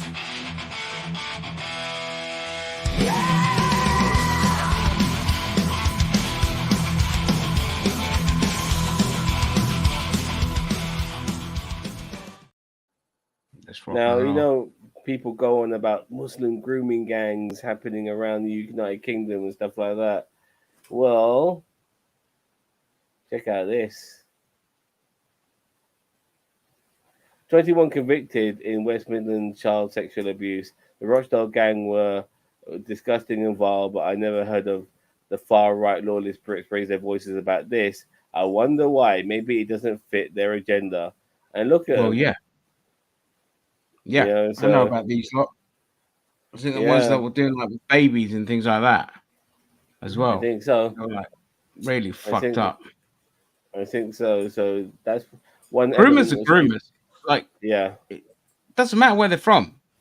And the thing is like what annoys me about the right is that they think that we're protecting the Asian grooming gangs or the Muslim grooming. No, we're not. We're saying let the law handle it accordingly. And if they fucked up, there needs to be an investigation into it and why it happened and why it went on so long. Nobody's sitting there going, no such thing as Muslim grooming gangs. It's more like to say, like, grooming gangs are grooming gangs. Doesn't matter where they're from. Yeah. But when it's white people that are just like, oh, well, I don't know anything. Shit. I'm as I said before, I'm not the biggest fan of Sadiq Khan regarding how he's affected me as London mayor personally, you know. But at the same time, I would still vote for him over this bitch. This is Susan Hall, who could be our future mayor. Hopefully not. Do you regret your choice of words you made yesterday? I regret people misunderstand what I say. That's what I regret. Do you still think the 2020 election was stolen? No, I think you're referring to an old tweet. Are you a fan of Enoch Powell? No, of course not. Why? I don't understand. There was a picture of him, and you liked that tweet. People misunderstand what I say. That's what I regret. Yes. Your choice of. Don't get me wrong. There will be one person voting for her in this chat, and we all know who it is, don't we, Rick B? So yeah. She has exactly what you want, you know. Don't worry, she'll shoot you in the head. She'll shoot you in the head last, Rick B. Finally, no, not finally. This is a good one. Now, I'm not. Let's make sure I get this here. So there's a guy talking, introing it. So all right, Piers Morgan, without doubt, is one of the biggest dickheads on the planet, and he happens to be a stupid English cunt as well. So let's watch him getting destroyed on his channel. Looks like Putin's going to win, despite the fact that we've now passed this large-scale arms package for Ukraine. Putin is likely to win. Why is that not a terrible thing for America and the West? Because you have to prioritize the threats that you face in the world. And the fact of the matter is that what happens in Ukraine does not matter that much to the United States. I know for people like you, this is a life and death matter. The thought of any country on the planet that the West defends losing is a major defeat and has catastrophic consequences. I mean, you felt this way about us pulling out of Afghanistan. But I think that places like Afghanistan, even places like Ukraine don't matter that much. On that, I didn't really. I felt with Afghanistan, America should have kept a small military presence there to maintain some kind of order. And I think I was justified in saying that, given what's happened since. I thought throwing the country back to the Taliban was a catastrophic error of judgment, and it wouldn't have happened the way it's happened if America kept a couple of thousand troops there, as it does all around the world in endless bases. So it seemed to me, having done many, many years of hard work in Afghanistan as a response to 9/11, to then simply just overnight throw everybody out and leave the country to the Taliban, particularly for women's rights, never mind anything else, I thought was an abrogation of America's duty and the UK. Right, but this is your worldview, which is the United States has a responsibility to be everywhere. And not to never everywhere, quit but until they it should wins. certainly be preserving freedom and democracy. Otherwise, why self-style yourself as leader of the free world? You're either a leader of the free world, and America still has, I think, half the world's military firepower, and obviously one of the biggest economies. You either are that entity, leader of the free world, or you're not. And if you are, then what comes with that is a responsibility to protect freedom and democracy when it comes under attack from totalitarian regimes, I would think. I think if you look at the history of American foreign policy, it's very hard to make the case that our principal goal has been to protect freedom and democracy. The United States has a history of overthrowing democracies around the world, and we have a rich history of siding with some of the world's biggest dictators. So this idea that we're out there protecting freedom and democracy and it's our principal goal, in my opinion, doesn't mesh with reality. There you Of course go. we do. I love Not seeing surprised. Piers Morgan get owned, don't you? Oh, I basically agree with Piers 90% of the time. Then we're divided. What, 90% of the time? And then we are divided politically. So what? Like, how does that make it? That whole two sentences make no sense. He talks common sense. Well, he obviously doesn't there, and you cut through the bollocks. No, he doesn't there, because if you've seen his talk about Israel Palestine, he still thinks that if somebody says river to the sea, is just as bad as, or worse even, than Israel killing 30,000 Palestinians. You know, like. And the he's funny not- thing is, yeah, he got called out about that by Cenk Uygur just yesterday. yeah. But you're saying, like, you're sitting He's there getting framing. hung up on from river to the sea, and yet Netanyahu himself just last week said from the river to the sea, and there's been no outcry because that is his goal. From the river to the sea, he wants to ethnically cleanse Israel of Muslims, of Arabs, and yet there's been no outcry. And him and Cornel West absolutely double spit roasted Piers Morgan, and it was Yep. beautiful to see. Okay, so this is a nice little clip regarding David Cameron, who is the stupid English cunt in this particular scene. Makes my blood boil. David Cameron chartering on our dime, on taxpayers' money, chartering one of the most luxurious private jets on the market to conduct his government business. Honestly, I cannot wait until these pigs get their snouts out of the trough. This is disgusting. They are so entitled. This in the same week that they're taking away people's benefits. Yes, David mate, I Cameron get has it. been accused Let's of have a look at swanning this. around like a Kardashian. So that's Look at the this. interior. Is that a jacuzzi or what? It's a double bed. A double You bed. can sleep 11 people. You've got Wow. sommeliers. Sommeliers choose the wine. But isn't it good if I'm trying to think? Really, No, isn't he it hasn't, good Rick. if we are a country that can You just still think he afford to has. fly our You- foreign you've got secretary your around own, with a Rick. double bed? Not if we can't afford to, like, for people to feed themselves. Sorry, Penny. No, I'm just saying this bollocks here. Piers being completely fair on Gaza. No, he hasn't. He's Oh, yeah. blatantly, Sorry. he's been blatantly pro-Israel the whole fucking way.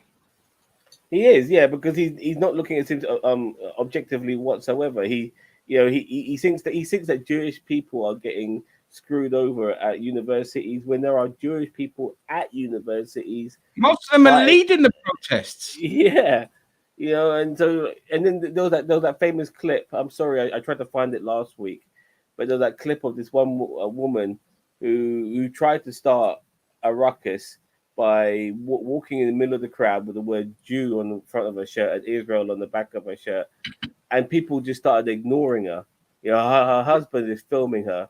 People were ignoring her, and then she started chanting stuff so she could get attention to herself. People were still ignoring her. She never got the reaction she wanted, and all this stuff about Jews being under attack and stuff like that is bollocks, absolutely. But what I've seen who are under attack are Palestinian protesters by the police, and in a country where they're supposed to have freedom of speech. And I've always said all these laws, all these things are bullshit. They're just designed for the right wing. You want to be a Nazi with police escort? You Ku Klux Klan with police escort? No problem in America. You have the First Amendment rights. We're going to protect your First Amendment rights by letting you wear your white hood and walk around waving Nazi salutes and say how you hate Jews and black people. But if you're pro-Palestinian, no freedom of speech for you. We're going to bring the SWAT. We're going to beat the shit out of you. If you're going to change laws, make it much more. Basically, criticizing Israel is now just anti-Semitic, and it's just like what annoys me about the right is that they're making laws that you cannot criticize or talk bad about a foreign country. There is a foreign country in the Middle East controlling all aspects of our politics, the discourse, the media, everything. And it's not a Jewish conspiracy. It's the fucking Zionists who just collude along with, the higher-ups within the British establishment, the American establishment, all their fucking, anyone who's got the strongest lobbying group as well is automatically going to influence your politics. If tomorrow Saudi Arabia's fucking lobby group was like as big as AIPAC was, you wouldn't be allowed to say shit about Saudi Arabia. That's just how it is. And all this shit, and they're completely oblivious to the fact that they've surrendered power to a foreign country. A foreign country is dictating to them. I mean, to the UK, it's no surprise because this government was completely run by Russians up until the fucking invasion of Ukraine. We saw how much in the pocket of Russian oligarchs they were. But to the Americans, it should be like a light bulb. Well, hang on a second. What's going on here? Why are we cucking to a foreign country? But no, they're just rolling with it. They just support it. And to the protests, Zionists came in, battered, beat, pepper sprayed the peaceful protesters, and none of those people were arrested. The peaceful protesters were. So when you've got the police, the media, the entire fucking establishment against you, the high country of Israel against you, plus your own fellow Americans attacking your freedom of right to protest, and you have idiots that think that Israel is the good guy, that's when you're fucked as a nation. And you kiss my ass about democracy. Democracy is just theater anyway. It doesn't exist. Gaz. Well, firstly, the whole, I mean, I can't say any better than you just did, but to Rick B's point, right, the problem with Pierce is that he still goes on about the October terrorist attack. And people like Bassem Youssef and people like that have completely owned him by pointing out that Israel knew what was going on. But we'll move on to that. Right. David Cameron, right?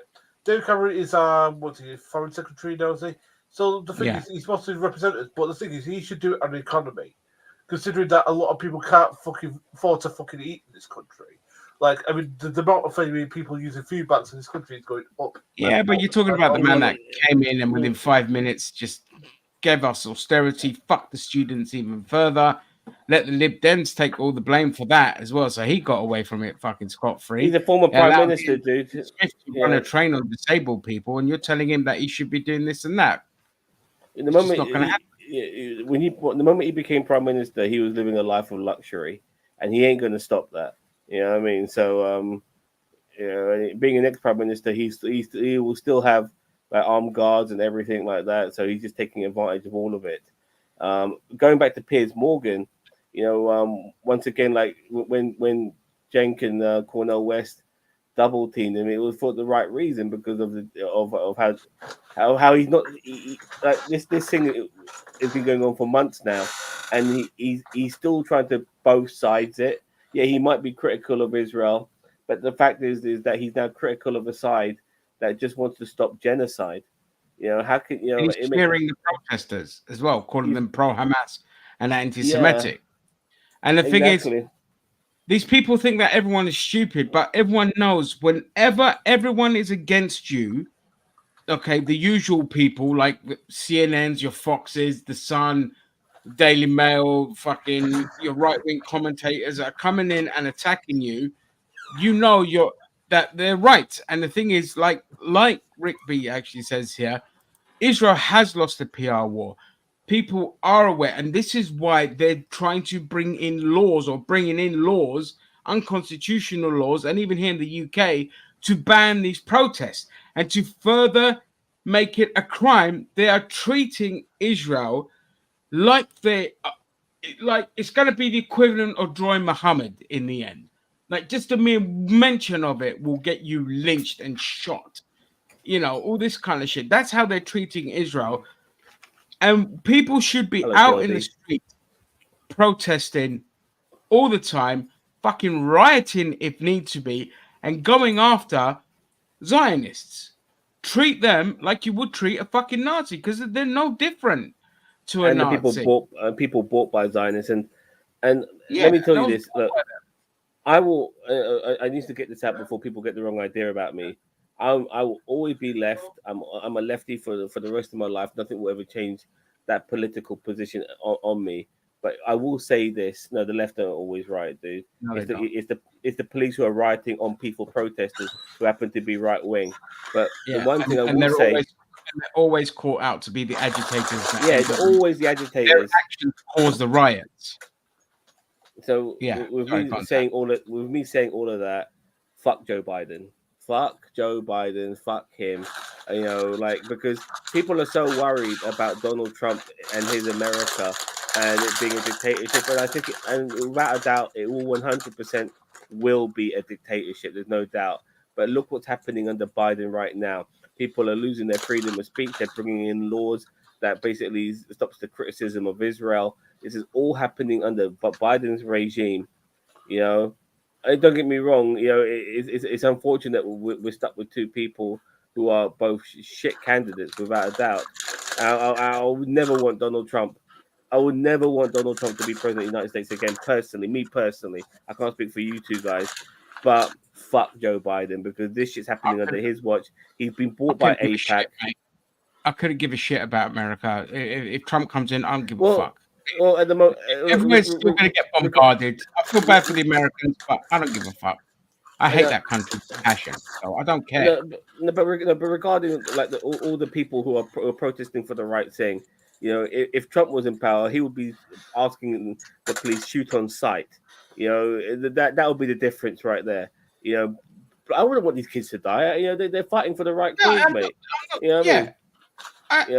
But I don't care. But because the Republicans and the Democrats, Republicans and the Democrats have been bought by the Israeli lobby, by AIPAC. You know, people have lost their freedom of speech in America. And when I say people, I mean the left. As I said earlier, you could be Ku Klux Klan and you could be Aryan Brotherhood, you could be a neo-Nazi, and you're allowed to have your freedom of speech. But the moment other people want their freedom of speech, you know, who are on the left, fuck you, shut the fuck up. You know, and behave, because you can see the empire of America right now doubling down on these American Palestinian protesters. It's an absolute joke. Where is their freedom of speech? They're not allowed to have it. You know, fuck Joe Biden. Seriously, fuck him. Yeah, fuck him. Exactly. Fuck him. You know what I mean? And Rick, if you were constantly punched in the face and you were actually clever enough, emphasis on clever enough, to understand that there is no justification for you getting punched in the face, you'd get angry too. What do I mean by that? Well, when you actually know what's going on and you do have some kind of understanding, all right, let's see how you got fucked as a landlord, for example, with Liz Truss, okay, and interest rates and all this kind of shit. When you understand what's actually going on, of course you're going to get fucking angry. The right don't get angry because the right are stupid. And they do get angry when they get so offended by something they don't understand. Dylan Mulvaney drinking Bud Light. Calculate what's going on, and so their natural response is to not just get angry, but when you have the entire establishment and the law on your side, it's a lot fucking easier to get resolutions that kind of help mitigate your anger. Whereas the left, they don't have that. Every fucking one is against us because they want to protect the money. So when you sit there and you get phone calls and people at work saying, help me, everything's gone up, I'm still working the same job, haven't got a pay rise, I'm now in debt, I can't afford to eat, and all this kind of shit. And then you're seeing corporations talking about record profits and the rich getting exponentially richer like never before. Of course we're fucking angry. Of course we're angry.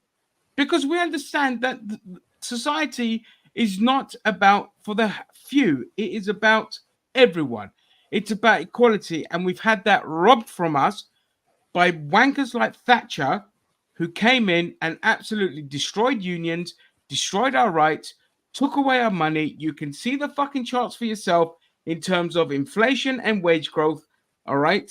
Okay. Productivity is still high up. People are still working as hard as ever before, but their wages are not matching inflation. Everyone's poor. Everyone's dying. Everything's gone to shit. We're back to foreign age diseases. So why the fuck do you think the left aren't going to be angry? It's as simple as that. Why are the left angry? Because we know what's going on. You lot don't know what's going on. The right wing are angry when they see a trans person. My friends. The right wing are angry when they see a trans person drinking Bud Light. So please don't give me that shit. You know, they're angry over the most stupidest shit possible. Yeah, flags on the kit. Meltdowns up because they don't know anything else. They're told to be angry about this. Have they seen all GB? My friends have opinions on trans people, and it's just like you didn't know what the fuck a trans person was 4 years ago. Now you have an opinion and you know everything. Fuck off. Yeah, and Rick B, who is it that wants to stop children going to drag shows? The right. Who is it who wants to ban certain books? The right. Who is it that wants to stop people being affirmed in their gender identity? The right. Right? Not medical doctors, not people who know what the fuck they're talking about. You know, people who actually went to school and had all this medical training and know what the fuck they're doing. So people who have zero clue about what they're talking about are going to break policy because they're afraid. Even what Joe Biden... Sorry. I need to chime in on that because that is a great point about the trans people because stupid people are forcing legislations that are harming the trans community. Do you know which market is skyrocketed now in online sales? The GHT market, okay? The hormone replacement market online, all right, is skyrocketing because people are desperate. They can't see the GP. Everything's getting blocked by a bunch of stupid people. Remember the Cass report? As quickly as that came out, it got fucking destroyed and none of the TERFs talk about it. Why? Because academics debunked that shit within 10 minutes of it coming out. But you know what? There are still laws getting put in place that are destroying trans communities. Based on that. Okay? Based on that shit. And the center are just as much to blame because the center hosts just as many TERFs as the right. Complete fuckwits. And this is the problem with society in general. Deliberate laws being in to suppress progress would be in a lot better place now if the right weren't around. I agree. Even like regarding Joe Biden, people call him the left. I've always said that the Democratic Party has never been the left. They're just center right. And you can tell they're center right because of what they're doing with the Palestinian protesters. They're stopping them from being able to speak freely on campus. People say that that's private property. They pay for that property. They pay thousands, tens of thousands to be on that bloody property and speak their mind. And it's not just them. Even the teachers are standing alongside them. Everyone in that college, which is great to see, all of these colleges are standing alongside this. And they don't want any of them to speak. Absolutely ridiculous. Oh, Richard B. Pennyworth, I am so glad you said this. Because here was what we're going to show you. And if you don't think they don't influence anything, may I remind you of Jeremy Corbyn, all right? And not only was he influencing politics in the way, he got young people out to vote. He made the Labour Party the biggest party in fucking Europe, all right? And they do influence things, and that's when the system comes kicking down on you and destroys you. And my criticism of Corbyn is that he wasn't ruthless enough, because we've seen how ruthless a leader can be, like Starmer, all right? And they do influence a lot of things, and I'll show you this little beauty as well. This is of the current local elections that's going on. Let me see this. Oh, and also, they do influence plenty. Your NHS, your council housing. Who was that? Was that the left or the right? your workers' rights. You know, now it's been stripped away because there's no pushback. There's no opposition party in this country. So the Tories could do everything, and Labour just fucking supports everything they do. Right, But do this is this. Sorry, I want to respond to what Rick just said. Yeah, go on. Right. Hello, Chris. I can see you, Chris. I don't have a problem with people having different opinions from me on any subject. What I object to is when they use that opinion to make laws or start saying denigrating things about people that they disagree with. That's when I start having a problem. Yeah. Okay. And if the left were doing that, we wouldn't like that either. Yeah, all right.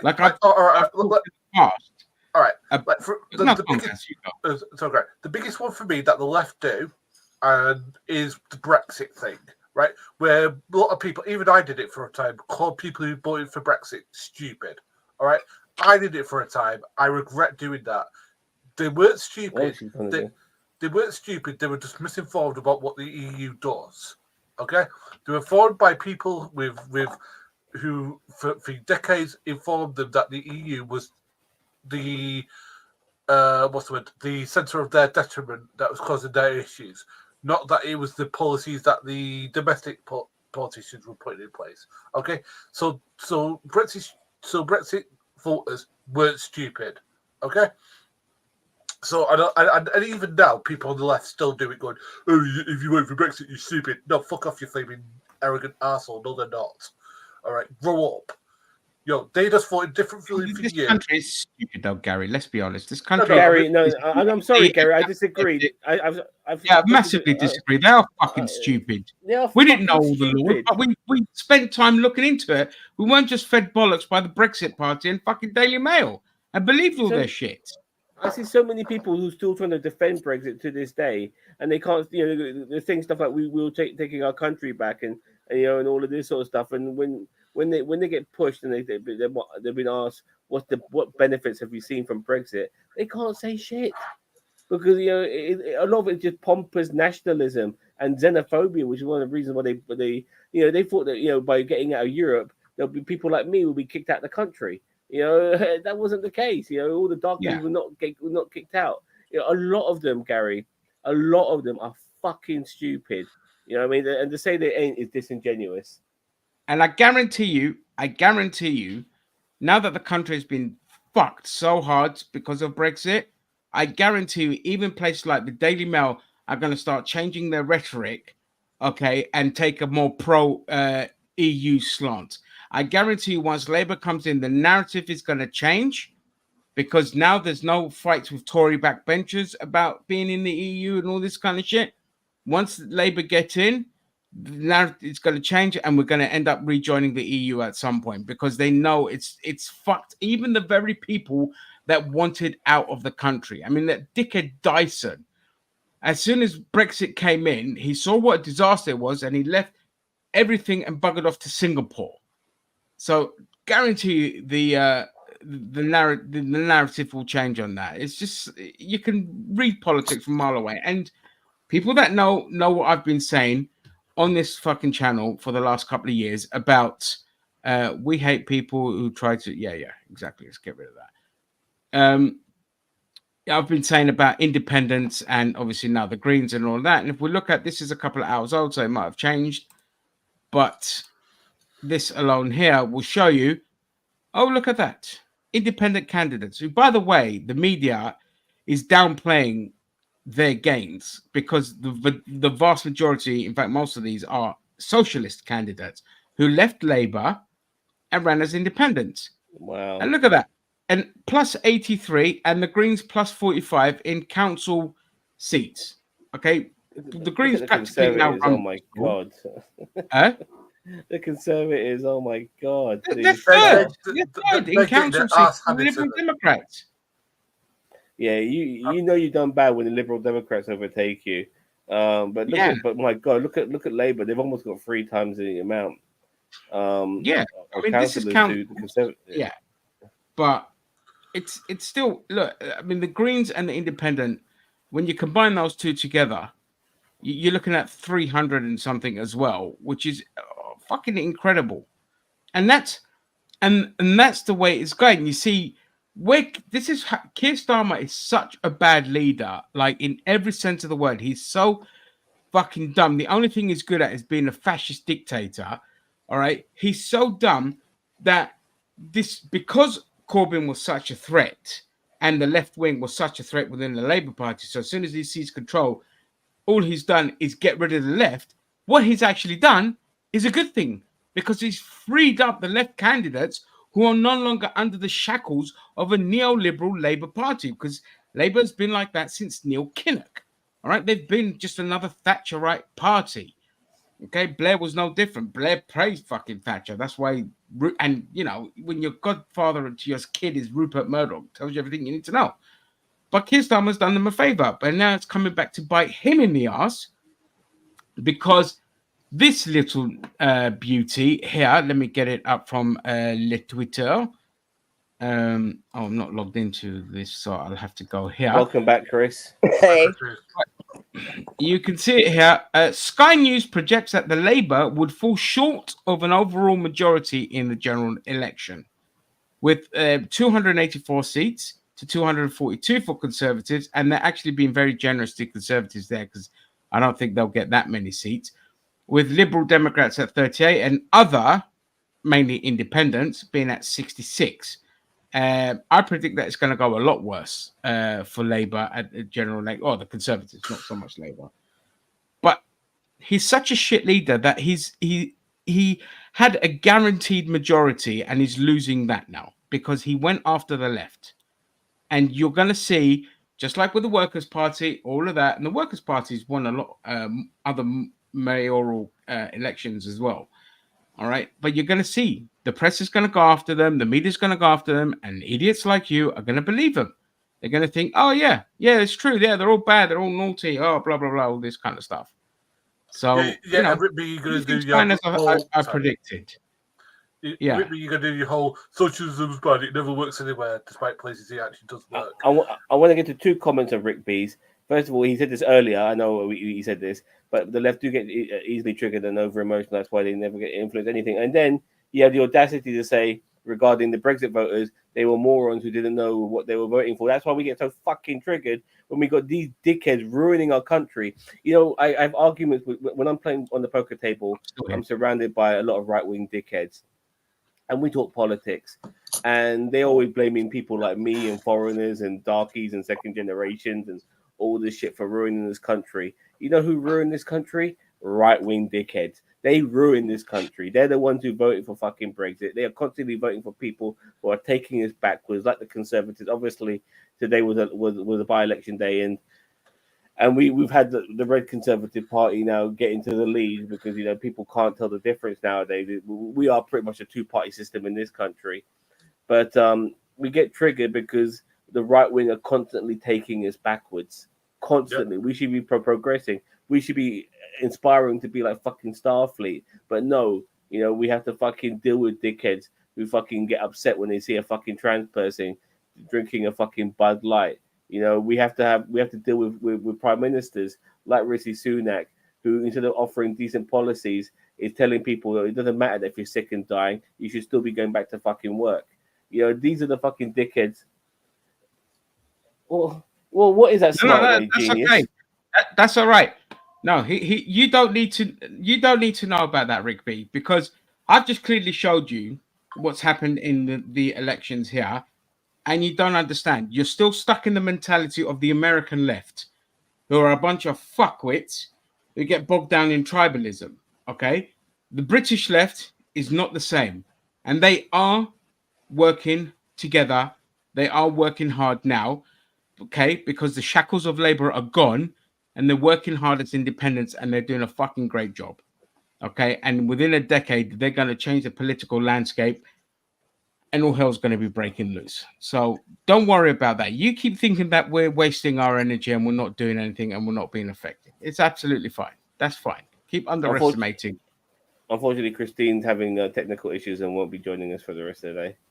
Okay. All right, that's fine. That happens. Fucking internet. But the thing is, Rippy, the way that population change. I mean, look at what happened in Sweden, right? For ages, they were very left wing, but the media over there did what the media over here does, and started to blame immigrants, Somali immigrants, for the fact that crime in Sweden has grown exponentially. I think since 2010, right? It's grown by a couple percentage. Now, the reason that has happened is because the standard of living in Sweden has dropped exponentially since 2010, right? Because of bad policies to do with spending and stuff like that. So, because people in the right wing in Sweden are kind of stupid, right? What they've done is that they've believed this whole crap about Somalis to the fact that they're now restricting numbers on people coming over from foreign countries, right? Not understanding that the criminals are actually mostly white in Sweden. All right, you know what they did. You know what they did, boss man. But I know what you're on about. Like they showed a clip of a Somali guy. I think he was carrying an AK-47. Yeah, and he shot the shit out of a shop or something like that. Yeah. Yeah, and yeah. So that was and they used that, and obviously that's what propelled the right wing to get into power. No, we haven't blocked you, TLD. No, we haven't blocked you at all, mate. What are you on about? We never blocked you. The only person that blocks people is gone. Because I don't block anyone from it. This is spamming. And he's making like 20-page posts, and nobody's reading them anymore because he burnt all his fucking bridges. Oh, yeah, I put him on mute, so I don't see his posts anymore. Yeah. Yeah. Yeah. Oh, by the way, Zam, seeing as we're on these stupid English cunts, here you go. Boris Johnson turned away from polling station after forgetting ID. So, former Prime Minister was caught by a law his own government introduced. He introduced it, by the way, but it's understood he did vote later after getting identification. But I mean, that is just beautifully ironic as well, when it and this isn't just it. It's like, people said to him, this law is going to basically, it's going to turn away so many people and it's ridiculous. And he was like, no, you're talking nonsense. Well, it came back to bite you in the ass. You had to go back home and get your fucking ID to come to cut. And this is the thing, like, people like that don't realize that these policies affect everyone. And a lot of right wingers in these local elections got turned away because they didn't have proper ID. Even an army veteran. And then the fucking Tory, I can't remember where it was now, because it was on the it was on BBC Radio News while I was driving home from work. But even he was like, "Oh, we'll look into it. We'll investigate why this happened." It's like, what do you mean you look into it, investigate why it happened? Your laws caused this shit. And this was the first time, like, I went and voted yesterday, and it's the first time it was just weird. You get asked for ID. And the person that asked me for my ID, you can tell the look on their face. They're like, this is so fucking stupid. It is stupid. But they're like, do you have your ID? I'm like, yes, I got my ID. And but I love that. Hello, be normal. Yes, he is a very silly man. He's a moron. I mean, I think that, but to defend Boris a little bit, I don't. Let's not do that. But apparently, and I say apparently, there was suggestions that there was voter fraud going on. Dude, you can count on your one hand the amount of voter fraud that goes on in this country. Okay, and most of that done by the right. Yeah, it's always done by the right. Or right-wing Labour candidates. By the way, talking stupid English cunts. I don't know if this is a true story or not, but I found it very funny. Keir Starmer has confirmed he accidentally voted for the Conservative Party after getting confused at the polling station, saying, "I was just comparing our policies before I went into the polling station to vote, and I just got so confused because they're basically the same, and this time I accidentally just put the X in the wrong box, that's all." With local mayoral elections happening across the country, it will be a telltale sign as whether Keir Starmer and his opposition party are likely to get into government in the next election. The Labour leader revealed the information that he voted for the wrong team shortly after leaving the voting booth earlier today, somewhat upset telling the press I'm famously anti-racist, okay? I don't see colour. So when I look at the badges, okay, they look the same to me, right? And when you think about it, the words Conservative and Labour, they're eerily similar when you compare them. The day is easier with electronic voting booths, and it plays a little song, a little jingle, so you know which party you're clicking on, and then at the end it gives you a lollipop, will be the day that democracy is saved. Keir Starmer was reportedly in the voting booth for upwards of 50 minutes and had to ask the volunteers 7 separate times for help in there. Yeah, I thought that was funny. I'm sorry, guys. Oh my god! If that is true, because no, it's not true. It's satire. But it's satire, right? Okay, it's 100% satire. But all right, but yeah, I thought that was, because I mean, like, Keir Starmer is just so lucky because what he's got, in my opinion, being prime minister, he's handed to him on the silver platter.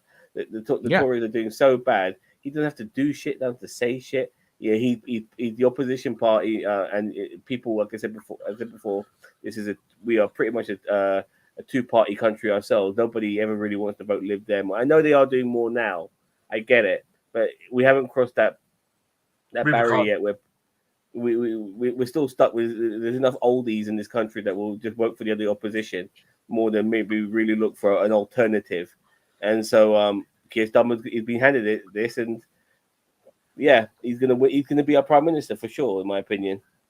Yep, and his idiocy and how stupid this country is just going to open the door for reform, and I hope not, because reform have performed badly now. And this is the other thing that annoys me with this country, and you can tell the establishment bias right here. Everybody knows about Reform Party straight away. Everyone knows. Nobody knew about the Workers' Party until George Galloway ran for was it Southall? Was it Bethnal Green or was it Southall? It was up north. Up north. He's Scottish, dude. Rotherham. No. It wasn't anywhere near Scotland. It was in like. Oh really? Okay. Rotherham. Okay. I'm pretty sure it's Rotherham.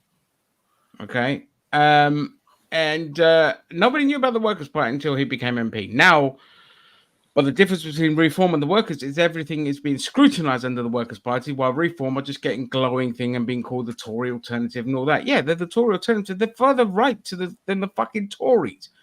But here you see them in every polling and everything. They're always there. But the Greens and all of this kind of shit, nobody see. Again, you have got to understand how it works and how propaganda works and how people are just led to believe that the only solution is, instead of going for this party, you go for the further right party and you go even more right wing. And it's just, the majority of people aren't like that. But the problem is they're so stupid and uneducated in this country that they don't fucking know the difference, you know. But thankfully, with this local elections, we are seeing the change, especially like younger generations are very much clued up. All right. I don't want to diss on them because they know what's going on. They're very privy to everything. And that's why you're seeing like a lot of the independent voters and all this kind of shit. You look on Twitter, it's mostly young people voting for them.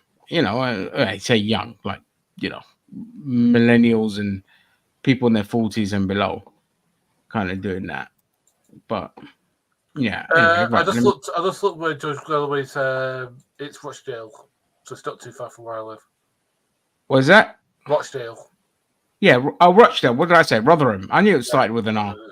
Yeah, Rochdale. But I mean, to be honest, I think you're right. That I think that the left-wing parties here will start getting momentum, especially if the cost of living doesn't right itself under Labour, which I'm under Labour.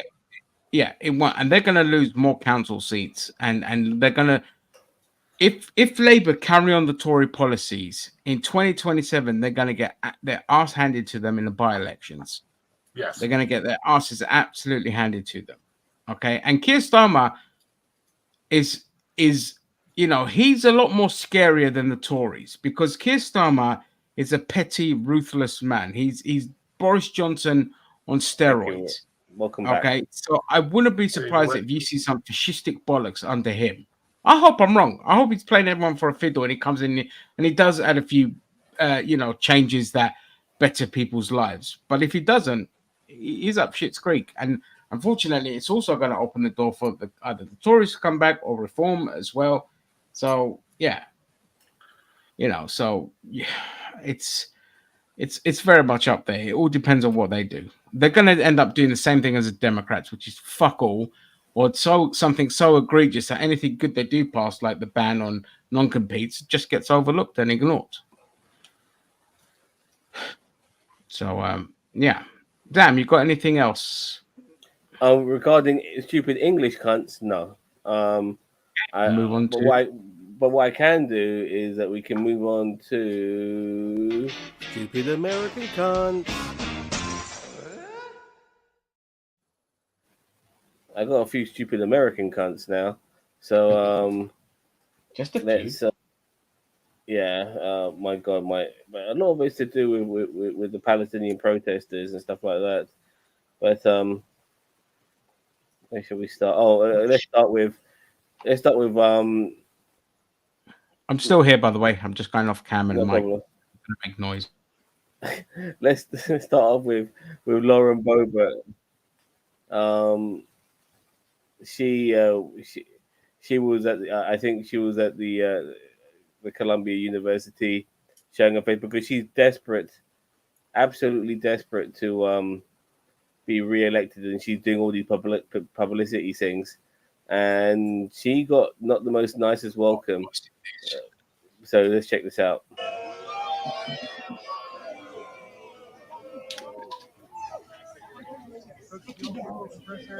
Heal you.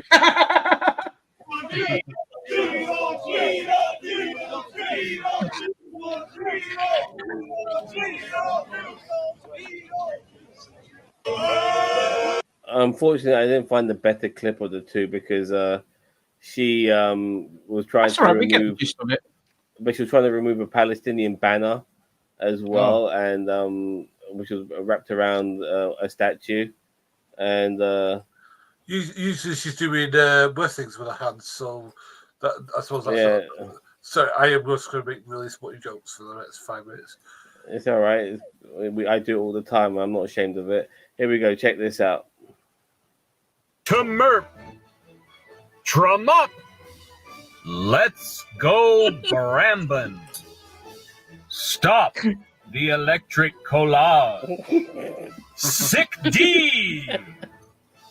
Politians are like dippers. No amnesty. Trump made America the best country in the nation. The POP. The people spoke. 35th President Donald Trump. Obama is the Antichrist. No, you are right. Stand up. God, please save America from Saturn's GOP. To Merp. Oh God! When I saw that clip, I was absolutely dying. His voice is brilliant. It is. Yeah. So I wish more people were like him and not like the rest of those annoying cunts. Abby, earlier on, The clips are still good. They're just annoying cunts. I did stupid English cunts earlier. We'd be more fairer about them easier. Yeah, we're being fairer.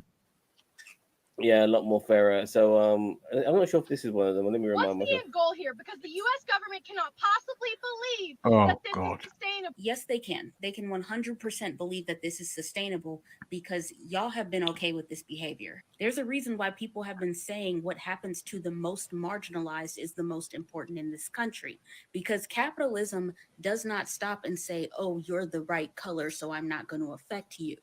That's not how capitalism works. Capitalism says we're going to test it on that group because everybody hates them. They're the scapegoat. And then we're going to work it into everything else. So the generations of people that were okay with certain mistreatments happening to some people were giving the United States the right of way. Y'all should have been in them streets when Black people were not allowed to go to school. Y'all should have been in them streets when Native people were getting their land taken. But so many people thought that they were benefiting from this and didn't realize that it was going to affect them later. Y'all were on here making jokes about how in Black communities, like so many things is behind glass because Black people are dangerous. Now there is glass up in Target. Now y'all can't go in Target and get all the things y'all want because they put it behind glass. They watched you. They saw that it was okay. And then they said, okay, we're going to do that in about 10, 20 years. Even the issues with housing, like this is not the first time something like this has happened, but y'all were okay with it because you thought the lower income people, the people less deserving, it was okay for them to go through it. And now none of you motherfuckers can get a house. The only reason tipping exists is because Black people were forced into working positions and they weren't given like defined salaries. So the only way they were making money is through tips. And now almost everybody in the service industry has to rely on tips. In the medical industry, gynecology was started through the abuses and torture of enslaved Black women. And now a bunch of women today are going through horrible experiences with pregnancy and with their own health as women. And we got the nerve to wonder why. It was started through torture. What do you mean why? We keep asking what their end goal is as though we don't already know their end goal is to make money. And they don't need a healthy, sustainable country to do that. What's the end goal here? Because the U.S. government cannot And possibly that girl, believe. and she, by the way, she is the stupid American cunt in question here. I'm going to find another clip in the meantime. You got anything to say? Just spot on. I mean, like, that's what they do. I mean, like, they do the same thing here. I mean, like, the thing is that, like, you look at the housing market here, it's non-existent. Like, we don't have any. I mean, in America, it's the same thing where new first-time buyers, I think, is so rare that it's usually bought up by somebody who wants to either rent it out to people or have it for their mates to stay in. It's like, or you have companies like BlackRock buying up all your properties, and corporations are now like the biggest owners of property in America, and then just regular housing property, because they want to turn you into a renting market where you don't own anything, you have no leverage at all, and they can control you better. Yeah, simple as that. Like, for example, you look at for example when they had the heroin addiction that went through the Black community, no give a fuck. Then they had the opioid crisis, and people did give a fuck because they wanted to try it out whether they could get you hooked on legal shit. And they tried it out with the Black community first, and then they tried it out with you. That's Well, also the CIA and FBI flooded Black communities with drugs and derailed them because they were socialists. The majority of Black people were socialists and a threat to capital because of their popularity in movements like the Black Panthers, who were creating their own communities that were doing well considering all the conditions. And America does what America does best when it comes to socialists, and it does everything to destroy them. Simple as that. Christine, join us on here, by the way, because you can join the rest of the chat, because I think you're on your own on the Ginger Greek chat. But if you join this one, which is NerdTube, you'll see everyone else chatting. But oh yeah. If you're on the Ginger Greek chat, shit, I should be keeping. Yeah, she's had some technical issues, Vance. Yeah, that's fine. Oh, the other. Oh, sorry, I'm mistaking Abby Normal for Christine. Christine had technical issues. Yeah. Regarding influencers, because we're going to look at this clip now of an influencer who was so brave, confronting these Palestinian supporters. She's so brave. She was fearing for her life. It's absolute bullshit, man. Nobody's fearing for their lives when they confront these protesters, but they make it sound like it's the most dangerous thing ever. Yeah. And this is so intimidating and scary for you guys to be standing here. I literally have walked around for the past 2 hours just asking peaceful questions like, what's going on here today? Why are you guys here? And no one can speak to me. And you guys are laughing. I don't understand how this is. This is a perfect example on how white women tears are used to victimize someone. No. I don't want to hear you, lady. No offense. I'm ending that one. But there was another clip as well. There was another clip as well of that kind of was uneasy a little bit. Israeli. Oh wait, I can see Abby Normal's comments. She's commenting through my chat. So I don't know why Christine's aren't popping up. Weird bloody thing.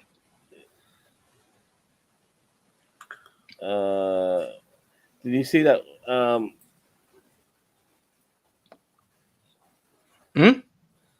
I'm trying to find that clip. There was this woman who was an Israeli supporter, and she was walking her dog, and she ended up amongst Palestinian supporters, and she was calling the cops because apparently she felt threatened. Oh, I've seen that. Yeah, you saw that. Yeah, I'm trying to find I saw it. Every time I look for the bloody clip, I can't find it. You know? These people they're sick in the head. They're absolutely sick in the head. They have this weird victim mentality, and they have no regard for actual victims. And they're not human. They're literally narcissistic savages, sociopathic savages, not narcissistic. Now, here, let me see if I can find it for you. Yeah, don't forget to subscribe, Abby. Yeah, and feel free to join us whenever you want. Yeah. Let's see. Good hell. So, yeah, by the Abby way- Normal, one of my oldest internet friends, by the way. We've known each other since fucking MySpace. That's a long time ago. I'm going to add just a bit of levity before we move on, because this is Stupid American Cunt. So let's see how stupid they really can be. How many people can name a country anywhere in the world? Let's find out. Name a country anywhere in the world. New York. New York City. Oh, yeah, these kind of videos are always Name a daft. country anywhere in the world. What? Name a country anywhere in the world. Oh, Mars. Mars? I mean, yeah, if you actually think like Mars can be a country, I mean, it's In this world. Okay, can you name a continent? like Illinois. Name a country anywhere in the world. Africa. Asia. Africa. Stick with Asia. Good. Africa. Nevo. Name a country Hello? anywhere in the world. Alaska. Alaska. Alaska. Alaska. Smile. Name a country anywhere in the world.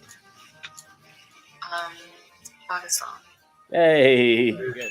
Hey. Is it because I'm American? Yeah. Yeah. You're the first person, by the way, who's got it right tonight. So well done. How many people can name a country? There's a few clips like this, like regarding name me a country in South America, name me a country in Asia, and they get it all wrong. They're naming continents, they're naming states. He's just saying name me a country anywhere in the world. They still can't get that right. It's just ridiculous. I mean, the worst one was the guy who went Mars. Mars, yeah. Idiots, yeah, I know. Oh, thank you, Abby. Thank you very much. Oh, yes, Abby. yes, idiots. And one day you might end up being like them, Rick B. Yep. So, at this rate, at this particular, you found that clip? No, still fucking looking for it. I'll find it. So, okay, let's see what else. Let me see. All right, there we go. Sorry. Can you see me all right? Yeah. Okay, just checking. Everything else I got, and I don't really want to flood it because it's just to do with more of the Palestinian protests happening in Columbia University, and it's like we know we don't need to go down that road too many times. We know exactly what's going on there. So what's that? Oh yeah, we know what's going on there. But if you ain't got anything else, we'll move on to the subject. I've got another subject, but it's all right if you guys. No, you go, guys. No. It's a stupid American Cuts thing, though. So yeah, go on then. Keep it going. Anyway, so what happened is in Manchester they've now built like a new stadium or a new sort of like event place. Oh yeah, called the Co-op Lives. This thing is I think the guy who run that Willie's Wonderland, they might have got him as a consultant because this thing is a complete and total disaster. They tried to open it 3 times and have had to cancel. So they're supposed to open it with Peter Kay. They had to cancel that at the last minute. They tried to open it again with Peter Kay. They got to cancel again. Why though? What's the reason? What's been going on? Some sort of musical issue. So they're supposed to have Olivia Rodrigo having 2 dates on. They had to cancel that, and she had to get moved to. I think it's whatever the ABN is now. The famous. Oh, we don't even know what it's called these days. Probably O2 Arena 9, this bloody What the country. fuck, whatever it is. Anyway, and then the Eagles are supposed to be playing there this month. If this goes on, that ain't happening. Take That apparently was supposed to play that. Take That, Jesus Christ! Take That was supposed to play, and they've been upset by this whole thing, so they're going down to Fabian, either the Apollo or Fabian there. So this thing has been a total disaster so far. I mean, as I said, if I was a betting man, and I'm not, as a betting man, they've consulted the guy from Willy's Wonderland about this and saying, how can we fuck this up? Oh, you love to see it. That's just fucking crazy. I mean, look, everyone's been spared having to listen to fucking Peter Kay, that's for sure, because God knows. Nobody needs to hear his. If you want to hear his comedy, all you need to do is just go and talk to your uncle, and he'll parrot the same shit. Fucking hate Peter Kay. He's a horrible human being as well. Absolute cunt of a man. I just want to bring this picture. Oh, speaking of torturous garbage that people have to endure over Christmas, James Corden posted a picture with what's her name, with the news of Gavin and Stacey. Yeah. I never watched it when it was on. I never watched it when it was on. I don't really care about it now. Actually, I care even less about it now because James Corden is an absolute horrible human being. So, yeah, exactly. So I don't care. I feel bad for Ruth and the other people, but fuck James Corden. You saw Peter Kay live. Well, of course you did. He's right up your alley. You know. I got something. Nobody likes James Corden. I just want to show one picture. I just want to show. This is a great. Of this, like this was, I think this was down in Mississippi or something, like, and they're drawing comparisons to that and to that. You remember that famous picture of the black girl? Yeah. Look at those frat boys, by the way. All of them. Yeah, like animals, and the teacher's going out talking to them, and she's black, and they're giving like monkey chants at her and all this kind of shit. Yeah, I saw a lot of Israeli supporters as well, like calling people the N-word and stuff like that. You know, like it's and they're getting away with it. Absolutely getting away with it. Yep. Absolutely disgusting. 1 second. Yeah, no worries. Yeah, so I'm just seeing if there's any updates on the election and stuff. Councillor Sabina Dita elected as an independent councillor. Another independent winning. Lovely jubbly. Also, can we talk about what's going on in Scotland after we've talked about that? Well, one second. I just want to quickly show you. I found that clip, by the way. I found it on what do you call it? On YouTube instead of TikTok. All right. So this is Zam's YouTube treasures. Here we go. All right, here we go. In harm's way. Nobody is going to hurt them. Nobody is not in harm's way. They are free to leave. Nobody is going to hurt them. Nobody is going to attack them. This person is not in harm's way. Yes, they're right in front of me right now. They're putting signs. This person is not in harm's way. I need funds, genocide. I need help. I know that, but they're surrounding me. They won't let me move. No, you are free to move. You are free to move. She is free to move. You are free to move. You are free to move. She's free to move. She's free to leave. She is free to leave. No one is surrounding her. Nobody is surrounding you. She is free to leave. You are free to leave. There's 1, 2, 3, 4, 5, 6, 7, 8, 9, 10. Oh no! Students, they're surrounding me. I think she's free to leave. No one is surrounding her. No one is surrounding her. No one is surrounding her. I'm just walking my dog. I need help. She's free to leave. I'm a Jewish American. I need help. It's Jewish Americans right next to her right now. I'm wearing a bird. I have a dog with me. My dog. I need help. Just despicable human beings. Just despicable. You know, they're so devoid of irony as well. Because I want to make this point as well. If Trump does come in, okay, and it's likely that he might come in, all right. Who the fuck do they think that the right wingers are going to go after? Do you think that there's not going to be a mob? Do these people not remember Jews will not replace us? Yes. Yeah. The Proud Boys. The guns are going to turn on them, and then what they're going to be like?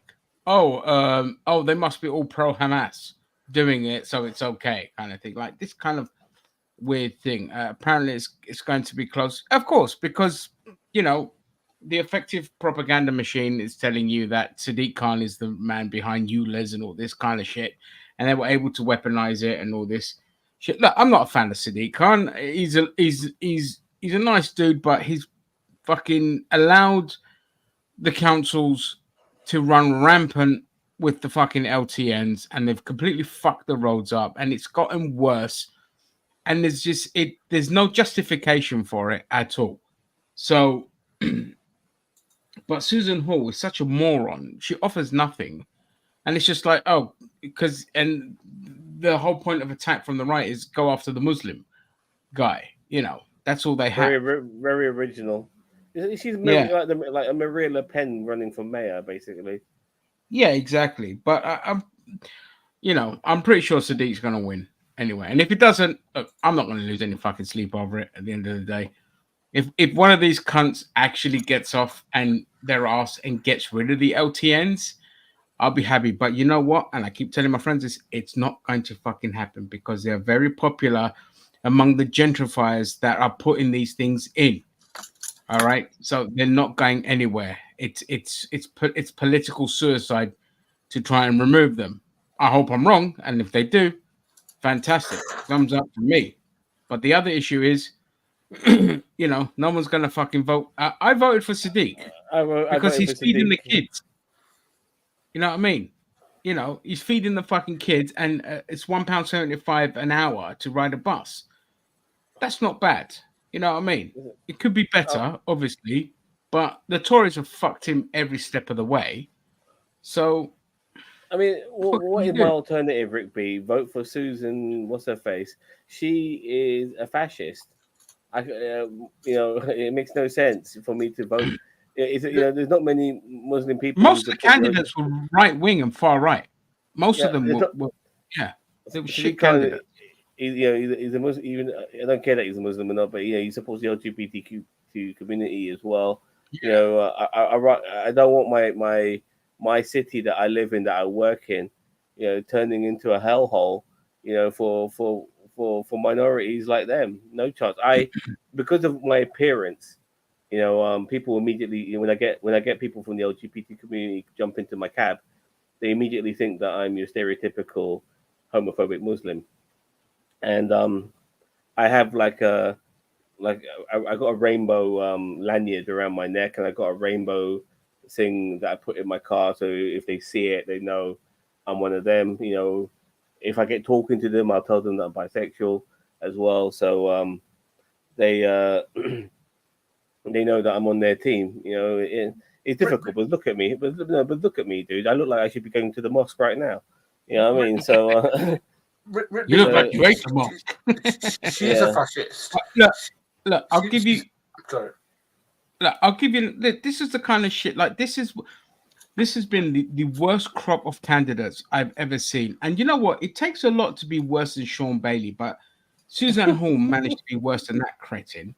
But here's another one. So this was a London mayoral candidate as well. Amy Gallagher, stand up to woke. Don't divide us. All woke and DEI using American rhetoric. So right there, you understand that she is bought and paid for by the American right. Okay. Well, she's probably an evangelical anyway, because she talks about being a Christian. She goes, I will serve all Londoners equally with a colorblind policy. The Tories have been very colorblind as well on how to fuck the poor. Yes. People will be judged on their character, not skin color. I will protect religious freedoms, women's sex-based rights, and gay rights. No more identity politics. Well, that's an oxymoron. Yeah.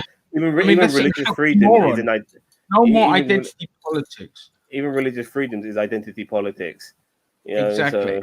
So, Politics is We need- identity politics. yeah. Make criminals scared again. We need proper policing, a zero tolerance approach to both knife crime and gang violence, Go after the increase blah blah darkies, blah, basically. stop the ULEZs, blah blah blah. Nothing here on how to better the lives of people financially, how to end the cost of living crisis and all this kind of shit. Ali Sadiq is saying that he's gonna build, like he won't, but it's like he's gonna build council housing and do this and blah blah blah and all this kind of crap. But you got a character sitting there going, end woke. What does that mean? What does it mean? End woke. And at the same time, you're saying you're pro gay rights and pro trans rights and all this kind of stuff. It's just like, that is woke. You stupid. Right. Describe to me what is woke. Right. You can never describe it. You know what? I want to say this moving forward as well. Rick, with all due respect, I'm sick and tired of wasting half my energy trying to explain to you on everything when the rest of the panel here understands, not just the panel, but the majority of people in the comments understand. We do waste a lot of time and energy trying to explain to you things, and you don't budge your needle. So if you're not going to budge your needle, why bother? All right, it's an exhausting amount of energy wasted, and this goes to the type of people trying to explain to an idiot about things and the idiot not understanding, and we go around the circle and we waste a lot of time on it. It's very fucking frustrating. All right, you can go and find all the information for yourself. I know, but DEI is not something used in the UK; it's an American thing. Sleepy Dolly, Hey, that's a good one. There is pushes in certain industries to push for more minority representation, but it's not called DEI. There's another term for it. It's like more like representation. And there's more push, and it's been done by people who are employing them. And DEI is not something in the UK. It's just people like that. That lady that was name Amanda, or whatever the fucking name was, who pushed this crap. Amy Gallagher. I think. Look, they tried it in America, and it was a complete fucking disaster for them. The DEI thing, that was the American thing. Over here, they're saying, you know, we do want to employ more minority and all of that, but it's not going to take precedent over everything.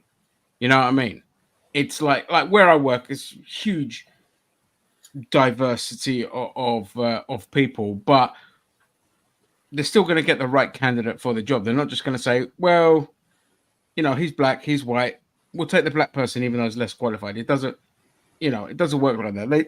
They did a lot of that shit in America, and that's why it kind of backfired, and now that was weaponized by the right. But over here, they're a lot more sensible with it. You ignore the things I do agree with, and because we've been here. Listen, Rick, you're not unique, okay? Or dealt with people like you since the inception of the internet, or since I've been online. So it gets exhausting trying to explain to you. And please remember, I've not always been left wing. All right, my position has changed based on the evidence. If people's position don't change based on the evidence of what they're shown and can't understand the nuances of everything, it's not worth exhausting it. And I know you take offense to that, but don't take it personal. We've dealt with people like you a million times, and it's exhausting. And we keep pointing out the stupidities every single week of why we're angry and why we do this, but your needle is stuck in the same place. So it's just like, from this point on, I want to make a point to say I'm not gonna waste my time on the same repetitive rhetoric. Okay, if you don't get it, you're not gonna get it, and that's fine. That's cool. You know, but I'm not going to spend a million hours talking about the same thing. I like to say that I like to say that I've evolved as well over the years, like breaking out of my friend circle, working in different areas, meeting different people. You know, it was one of the best things that ever happened to me. Even joining this atheist group as well, and meeting all types of people was one of the best things that ever happened to me, because it really broadened my horizons and made me realize who I am a lot better and who I can be, you know, and what options there are out there for me as well. And it was yeah, I'm so happy for it. I could have been stuck in my little shell in my world and have a similar opinion to Rick B. I'm very glad I don't. Liking people, supporting people who don't like me. I might have that mindset might work amongst people who look like me in another part of the world, but that mindset doesn't work with people who don't look like me in this part of the world. Because regardless of being a pick-me, which is what Rick B is amongst those people, eventually they've always said, if they get what they want, eventually the only good thing will happen to you is that you'll be the very last person to be shot in the back of the head, and that's basically it. See, this kind of shit is what pisses me off. I'm in the Jeremy Corbyn cult, but the left started annoying me. So just because certain members within the left, I could wax lyrical about how the American left pissed me off a lot. All right, but just because a group annoys you, that just means you weren't committed politically to it, or you didn't understand it. You just got swept up in it, and just were like, yeah, this is good, this is good, this is good. But the minute you got annoyed with the group, it's like, oh, that's it, I'm done. That's not how it fucking works. It doesn't work like that. All right, when you're on the right side of politics, when you're in a position that you understand everything in life, you don't change your political allegiances. This is the equivalent of Dave Chappelle shifting further right and Bill Maher shifting further right just because he wasn't getting the feedback that he once got, or people weren't kissing his ass. So he's changed his entire policies to the people that are stroking his ego. That's disingenuous. It means you weren't committed to it. You just went where the loudest cheers were at the time. And as soon as that shifted, you're like, that's it, I'm done. If I could add to what you're saying, Ginger, like you already know, I've already told the story before that I saw a picture of Madonna in the 60s, and I made a joke saying that she looked like she's been stung by a lot of bees because obviously she's had a lot of surgery and she's trying to make herself look young and stuff like that.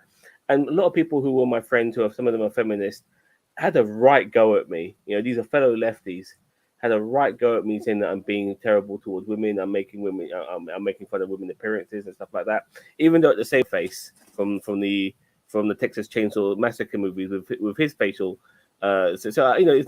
I'm an equal opportunist when it comes to making fun of old people having plastic surgery.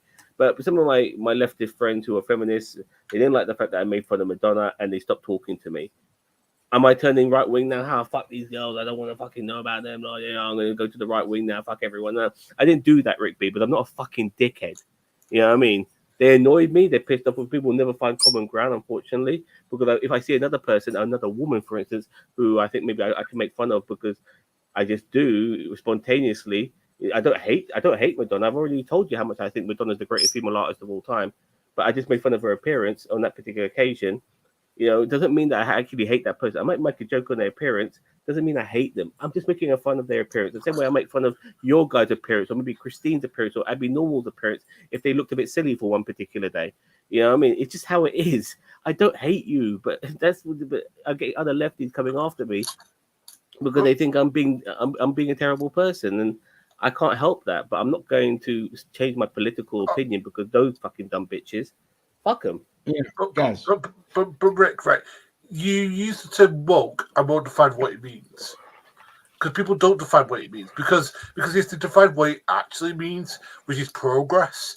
Because the thing is that 10 years ago we weren't as progressive as we are now, and in 10 years in the future we won't be as progressive as we were then. Because remember, 10 years ago, I think I'm right about this. No, a bit more than that. Gay people weren't allowed to be married until the law changed, because there was enough momentum in it. 2008. Yeah, 2008. Give or take. 2010, 2011. Yeah, something like that. So then before that, there was like shows on like called Curry and Chips and Flaming, the black and white minstrel show. Do you want to go back to that, Rick? Do you want to go back to where people like you were mocked for looking foreign, for how people doing? I mean, I'm going to do the accent, but the Santa Claus accent. Do you want to go back to white people blacking up? Do you want to go back to that? Mm-hmm. Do you want to go back Yeah, to women getting sexualized and getting their asses felt and not be able Yeah. to say, "Hey, I'm uncomfortable like that"? That's what woke is. It's about increasing sensitivity and understanding that somebody else's body is their own. That people should be treated as equal, no matter their religion, race, gender identity, or gender in that's what woke is. Anything else is stupid media rhetoric that they boil into your head. Done. But the thing is, the media doesn't know what woke is, and that's what annoys me. And Nobody really knows what it is. you know what I mean? They don't know what it is, but they use it because it's a buzzword and it's easy for idiots to understand. They're like, yes, perfect, that's it. We'll just use the word woke. People will think blue rinse dyes and college students who haven't figured out life yet and yet are opinionated again because they're brought up on individualism and they feel that their opinion needs to matter more and their voice needs to be heard more than anyone else's, and they get all this. And again, this is the American left that would have got obsessed with the identity politics and this. And the left have always been about fucking social justice. What the fuck are you on about? Okay, this is what I mean about wasting my time trying to explain things to you. All right, no, it's not an obsession, and the left aren't obsessed with identity politics. The right are obsessed with identity politics. The left have a very clear message: more housing for people, free healthcare in terms of America, equality, better workers' rights, okay, women's rights, all this kind of shit. A fairer society, no wars, high taxation on the rich. That's it. That is it. Everything else that you're being bombarded with and propagandized with is, again, a couple of idiots on Twitter or a few college students who haven't figured out life. This is why people like Steven Crowder and Ben Shapiro would go to colleges to debate, because they're debating with people that don't know everything about life. They haven't figured it out. They don't have great debate skills. You know, they get caught out on a question, and of course they are, because they don't know how. But the minute people like Crowder got put up with Sam Cedar, he ran like a bitch. Or Ben Shapiro, when they used to do the whole debate things, okay, he'd always get his ass handed to him every fucking time. Because when you actually debate with adults and understand the rhetoric and don't just buy into what you're being fed, you'll understand that it's all lies coming from the right about exactly what you're parroting. Anyway, I want to move on now because I'm okay. I got a clip. I got a clip I need to show. Walter Matheson. Yeah. Trolling an anti-trans school board. Let's go. Here to talk about protecting women's Can't we hear it? Oh, sorry, my bad. Do I care about protecting women's sports? Exactly, Abby. Well said. Do I care about protecting women? Oh shit! Sorry. It started right in the middle. Let's start again. Yes. Thank you. You racist. The other day, my son was harassed by a group of kids. They held him down. They made him apologize for being straight. They made him apologize for being white. They made him apologize Elliot Page is for there. slavery. Now, I don't have a son. That incident actually never happened. But as a conservative, I lay awake at night wondering, what if it did happen, right? We're here to talk about protecting women's sports. Do I care about protecting women's sports? Do I care about protecting women? Do I care about women? Okay. Wait. Do I care about trans women playing sports? Oh, nothing makes my blood boil more than just thinking about my daughter sharing 5th place with a trans woman in an intramural swim meet. Now again, I don't have a daughter, okay? But because I'm a patriot that loves this country, I think, what if I did have a daughter that was in a swim meet? Come on. Lastly, I just want to give a quick shout out to School Choice. If you haven't heard about it, it is a fantastic way for parents that are paying $50,000 a year for their child's private school education to get it paid through money that would go here, right? If you don't already have the money to pay for your child's $50,000 a year private school tuition, then, that's your problem, loser. Stop mooching off the government. Make better life choices, okay? Thank you. Love it. Awesome. Nice bit of trolling. And just regarding wokeness as well, Rick B. if it wasn't for wokeness, people like you wouldn't be able to be such a fucking dickhead in the first place. You'll be under the goddamn fucking thumb. Yeah, I was just going to say, I love that guy. He's so good. Multiverse is awesome. Yeah. But apparently, like, what's his name? Anti-transphobe, pervert. What's her name? The blonde chick, the ugly one. What's her face? The swimmer. I don't know. Riley Gaines. Sorry. I wouldn't call her ugly, by the way. I think she's very attractive, but she's a dumb bitch.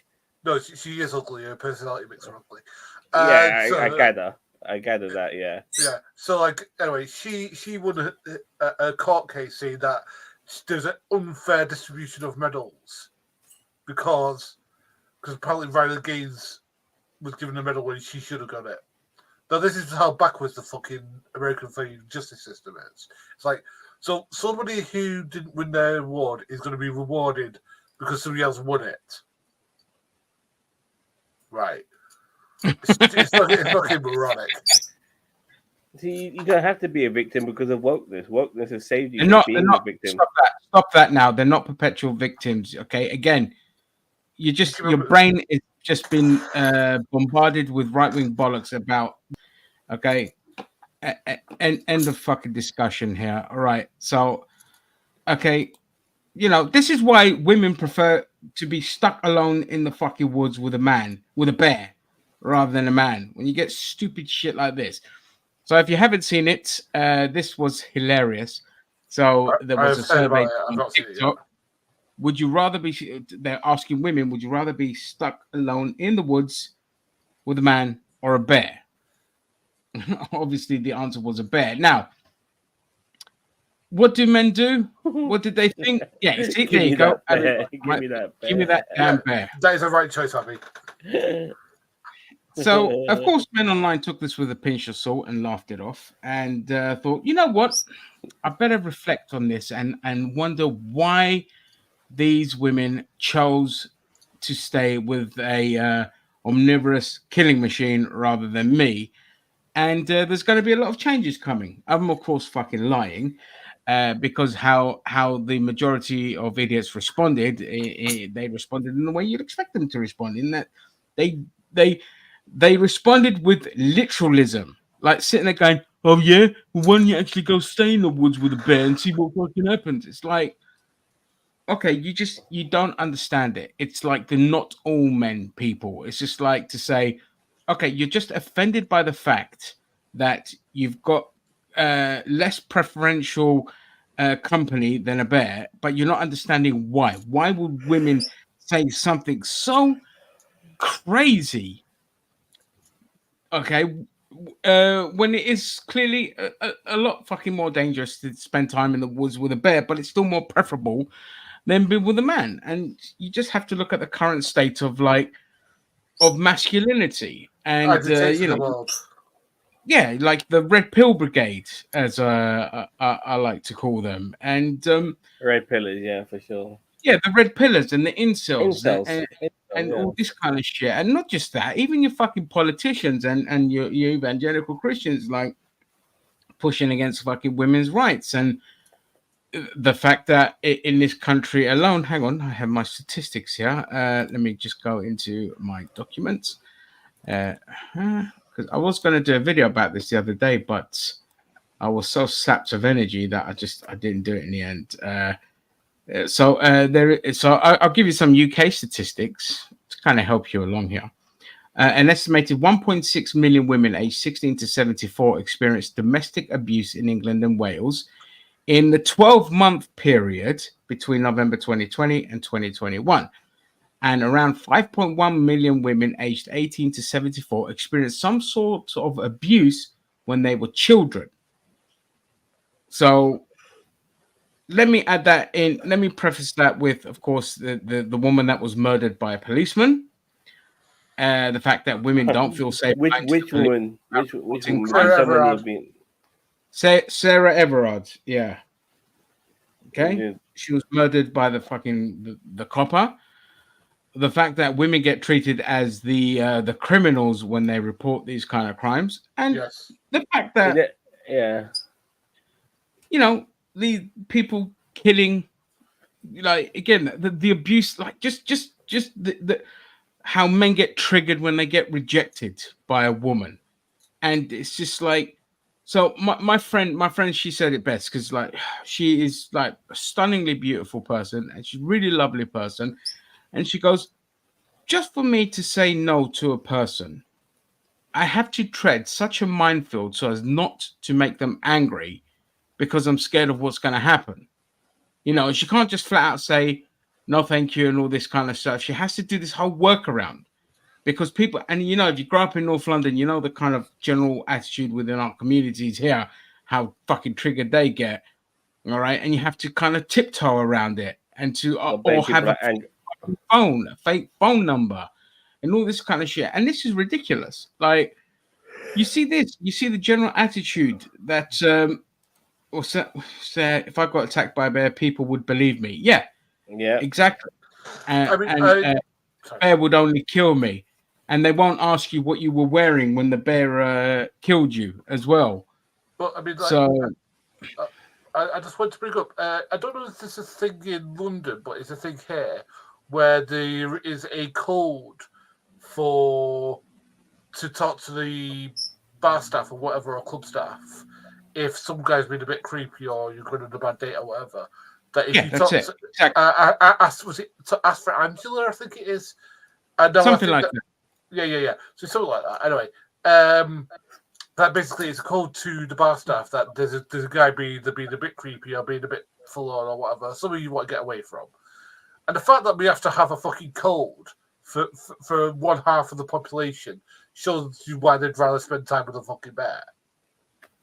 Yeah, you know, there's no, and it's gotten way worse as well, because when you're, you know, the problem is with people, especially people that are terminally online, they don't know how to experience life, and there is a big difference with online and the real fucking world. All right, and when you're exposed to the real world, you know how to talk to people, socialize, build character, and work on it. Instead, when you're terminally online, you go down these rabbit holes of these echo chambers, confirming whatever warped ideas you had on why women don't like you, and that's just not real life. But the problem is it's like when you're in a cult, you're just not aware. You just think that, yes, women should be subservient, they should do my bidding, and I should be the alpha male. And this is why you see these idiots with these kind of, like, they've always got the anime character as their avatar, or their big fucking waifu pillows, and they always lord up Japan, because, you know, women there are supposedly a lot more timid and all this kind of shit. I've got news flash for you, honey.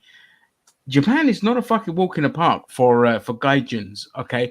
There is a term in Japan called gaijin hunter, and this is basically Japanese women who have a fetish, and it's quite prevalent in Japan, who have a fetish to have a foreign child or mixed baby, because they see like Western, the Western look, even if it's like a big nose or the double eyelids, as they call them, and all this kind of stuff. All right, see, I did my research. That's what I was going to do with this video, but I just didn't have the energy to do it. But okay, they will get into a relationship with you, get a baby, and then as soon as they got the baby, they dumped your ass, and you're out, and you're done. Or they see you as a father. Huh? I mean, you have some sort of connection with that woman just for being the father. No. Yeah, but they don't want to know you. They just take the kid and they go away. That's it. And you're not a citizen. And yeah, I get it. Yeah. Get me? Yeah, you know. I get you now. Yeah. Yeah, I mean, I'd be like bringing up some interesting thing that the amount of times that she's been hit on the work, and let's say, it's like, fuck it still wouldn't stop, dudes. Yeah, it still wouldn't stop, dudes. I mean, you've got that funny story about the guy that bit you on the thigh. I remember you telling me that story, Abby. Yeah. What the fuck? Yeah. But what really pisses me off is, like, if people spent more time talking about this crap and how do we change this, then they talk about better love and tennis and all this fucking shit. It's like spend time talking about this, about domestic violence and shit like that. Lots of things like that. Fucking hell, But the it's thing not is, hard, no, people. but you know what? I get annoyed with these people, like the fucking incels and crazy ass men who don't know how to talk about women. It's not just incels, misogynistic pricks who still believe that the patriarchy is the thing. They don't talk to women. No. Like, if you want to know how to talk to a woman, go and ask a woman.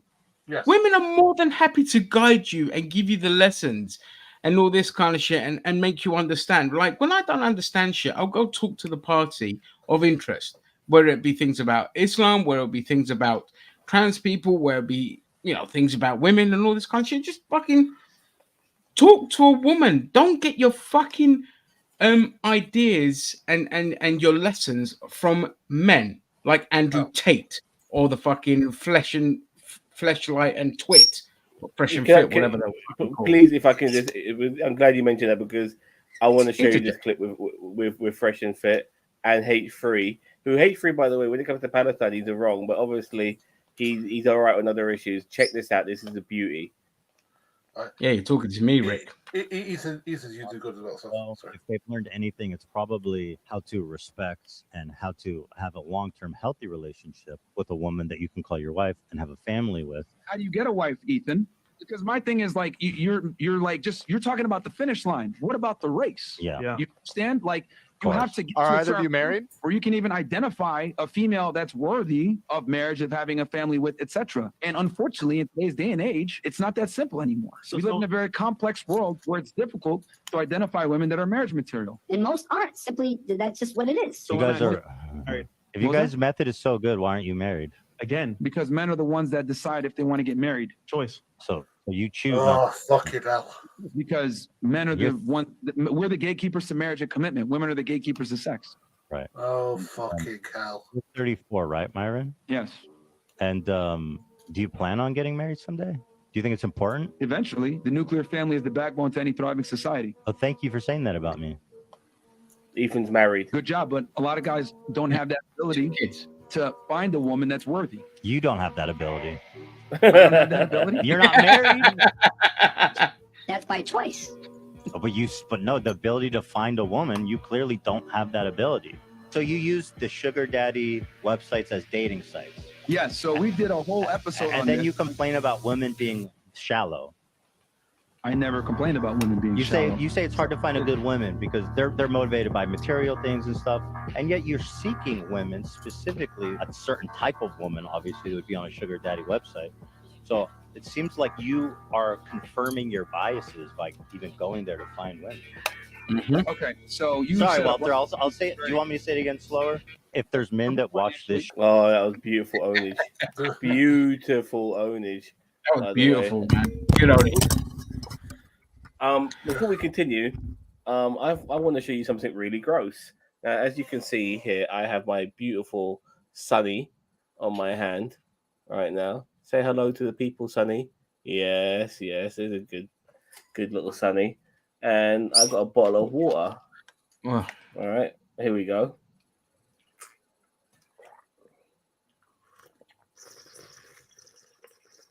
You're disgusting. That's real sad. Oh yeah, there you go. And he's Yeah, gone. I mean, it's when I say talk to women. I'm not gonna. Am I gonna mansplain this? No, you're absolutely right.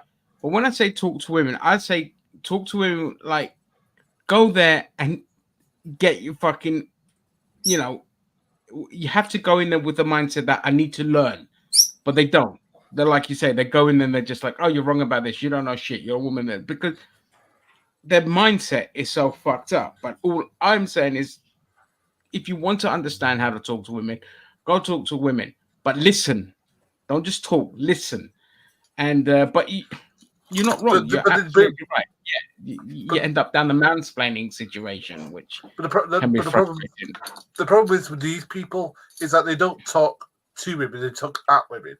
So they talk about what they should expect and what they want and stuff like that. It's like, so you're going to talk to somebody about what they should want.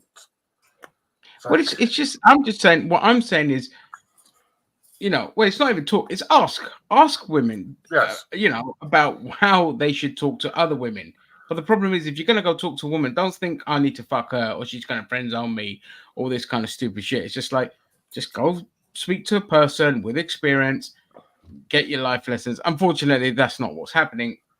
People are just getting their life lessons off of idiots like those two cretins, and they think like Andrew Tate and all this kind of shit. And this is where you end up, taking preference from a bear rather than yourself.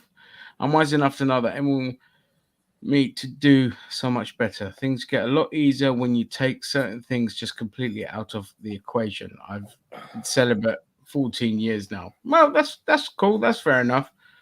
I mean, look, because I was a drama student in my youth. Well, no, I mean, look, I've always had a good relationship with women. Just like I just find it a lot easier to talk to them. No. And I did talk about blogs. I mean, you grew up in North London, but your main interests are not adjacent to saying fucking doing drugs, hip hop, and shit music. You want to talk about life and other things. It's a lot easier to talk to women about this kind of thing. So it's never been an issue in that regard. It's just something I've naturally gravitated to. It's just women and how to talk to them and all this kind of shit. And that's why I say to people, get your best life lessons. If you're not sure about something, go talk to the people that you want to form a companionship with and a relationship with, to understand the mindset and how to be a decent person and how to treat them right. It's not about being the bad boy and all this kind of, and it's definitely not about material wealth. That is shallow bollocks that goes absolutely nowhere. And growing up in the Greek community, I can tell you some people are shallow as fuck, both men and women. Gaz, you had your hand up first, and I got to you, Zam. Yeah, like I suppose I'm about to come out. So like I am into kink stuff. So like I've been like so religious, of course you are. Yeah. So basically, So like I've been like hanging out with certain groups and stuff like that. And the thing is, it's not been a smooth ride. It's been like with bumps. But I've tried to listen to. I tried to do what you just said, Paddy. I've just tried to listen to the women in the group, and it's giving me good advice, like how I act around women, like what protocols to have in way, because what we're doing can sometimes be a bit kind of dangerous. Well, some of it can be, but like, and that's the sort of thing. Because I'm open to listening, because I'm not a complete moron, and that's what more men have got to be. They've got to still be good to listen, because like you don't know everything, and it's all right just to say, hey, what can you teach me about X, Y, and Z? And as you said, like that's going to be more beneficial to you. Going, well, you're slut for wearing this. It's like, grow up. Yeah, exactly. Zam. Well, me personally, when I see a lot of TikTok men doing this, and I can't understand it, is that I absolutely hate making a woman feel uncomfortable from my actions. Like, a few years ago, I had Maisie Williams from Game of Thrones, Arya Stark herself from Game of Thrones, in my cab. And I went a little bit fanboy because I couldn't believe it was her. Like, what the fuck is Maisie Williams doing in my cab? So I said, Maisie Williams, it's really nice to meet you. I love Game of Thrones. I didn't think it was actually going to be you. I thought it might have been somebody with the same name or something like that. And she looked at me like, what the fuck's wrong with this guy? And then I kind of had a feeling that I was making her feeling a little bit uncomfortable. So what I did is I just shut my mouth for the rest of the journey until the end, and I drove. So majority of the journey, I just shut my mouth to make her feel comfortable that I'm not fucking doing anything bad. And at the end, like 30 seconds away from dropping her, and she's feeling comfortable now. I could pick up on her body language. I then asked her a couple of questions about will she be in The Last of Us and stuff like that, and she told me she was too old to play that role, and that was it. But there's nothing worse, Pete, for me personally, than making a woman feel uncomfortable. I don't want to ever. I hate that feeling within myself. If I get that vibe off them, it's a horrible feeling. And when other guys are making women feel uncomfortable, I see this shit on TikTok and YouTube. They're doing pickup lines or whatever, and the woman doesn't want to know, and they're still persisting, and they're making the woman scared. Now, I think to myself, have some self-awareness, you fucking idiots. This woman is obviously not comfortable around you. Leave her the fuck alone. You're not going to pull. You failed. Leave her the fuck alone. You know what I mean? I wish more men would do that. I wish more men would think like that. Well, this is it. Unfortunately, you know, I mean, Abby, can I get your opinion on this about like, you know, the men just not understanding the concept of no and doing like, yeah, these pickup lines or just bothering women entering their personal space, and it's just like, again, they just have no understanding, or it's not the result that they're expecting. In their mindset, they think they're going to get one result, but they're not getting that one result. So they're just that persistence and refusal to kind of respect boundaries and understanding, because their ego is being bruised and damaged because they had one expectation. Let's say you follow Andrew Tate and he's telling you do this, this, and this, and you go and do that, and that, and you find out it's complete bollocks and a lot of shit, and now you're just getting like, you put someone in an awkward position and they're fucking probably scared for their life now. And because you're not getting the result you want, you're in situations like that, you end up with like people fucking lashing out and turning violent as well. That's the other fearful thing. Yeah, People get shot for rejecting a man, you know. But what I would say though, like being rejected though can be a bad thing because if it's done rudely, like, but look, I understand why women do. I understand why women do it because of the things you were just saying, Paddy. But it's fucking annoying. Right? I've come on to women and I just said like, well, not come on, but like kind of asked about like, would you like a drink? Would you like this? And go, I'm sorry, I'm not interested. Thank you. Right? That's fine. That's polite. That's my personhood. And they just said no. Okay, I went. Okay, have a good evening. And I just leave them to it. And every time I bump into them and make sure to give them a wide berth. Blah blah blah. But some people are like, why would you think I'd be interested in you, man? I was like, well, you're better off not leaving them alone then, because you know, like you get a better indication of them. So move on from them, Gary. They're the worst. You don't owe them anything. You don't owe them a debate. If they're that much of a fucking bitch, then move on. You know what I mean? Just be the bigger person. Be the better person. If you want to be petty, you just be like, woo, I dodged a bullet then. Great, thanks. Good to know. Yeah. Walk away. You know, hit him with a bit of sass, walk away. But because sometimes, sorry, sometimes some women, they might react to you, go, look, just fuck off, will you? Or they might go like that to you the moment you ask them, and that's because this particular person has probably had so many fucking guys. That's why I try to understand.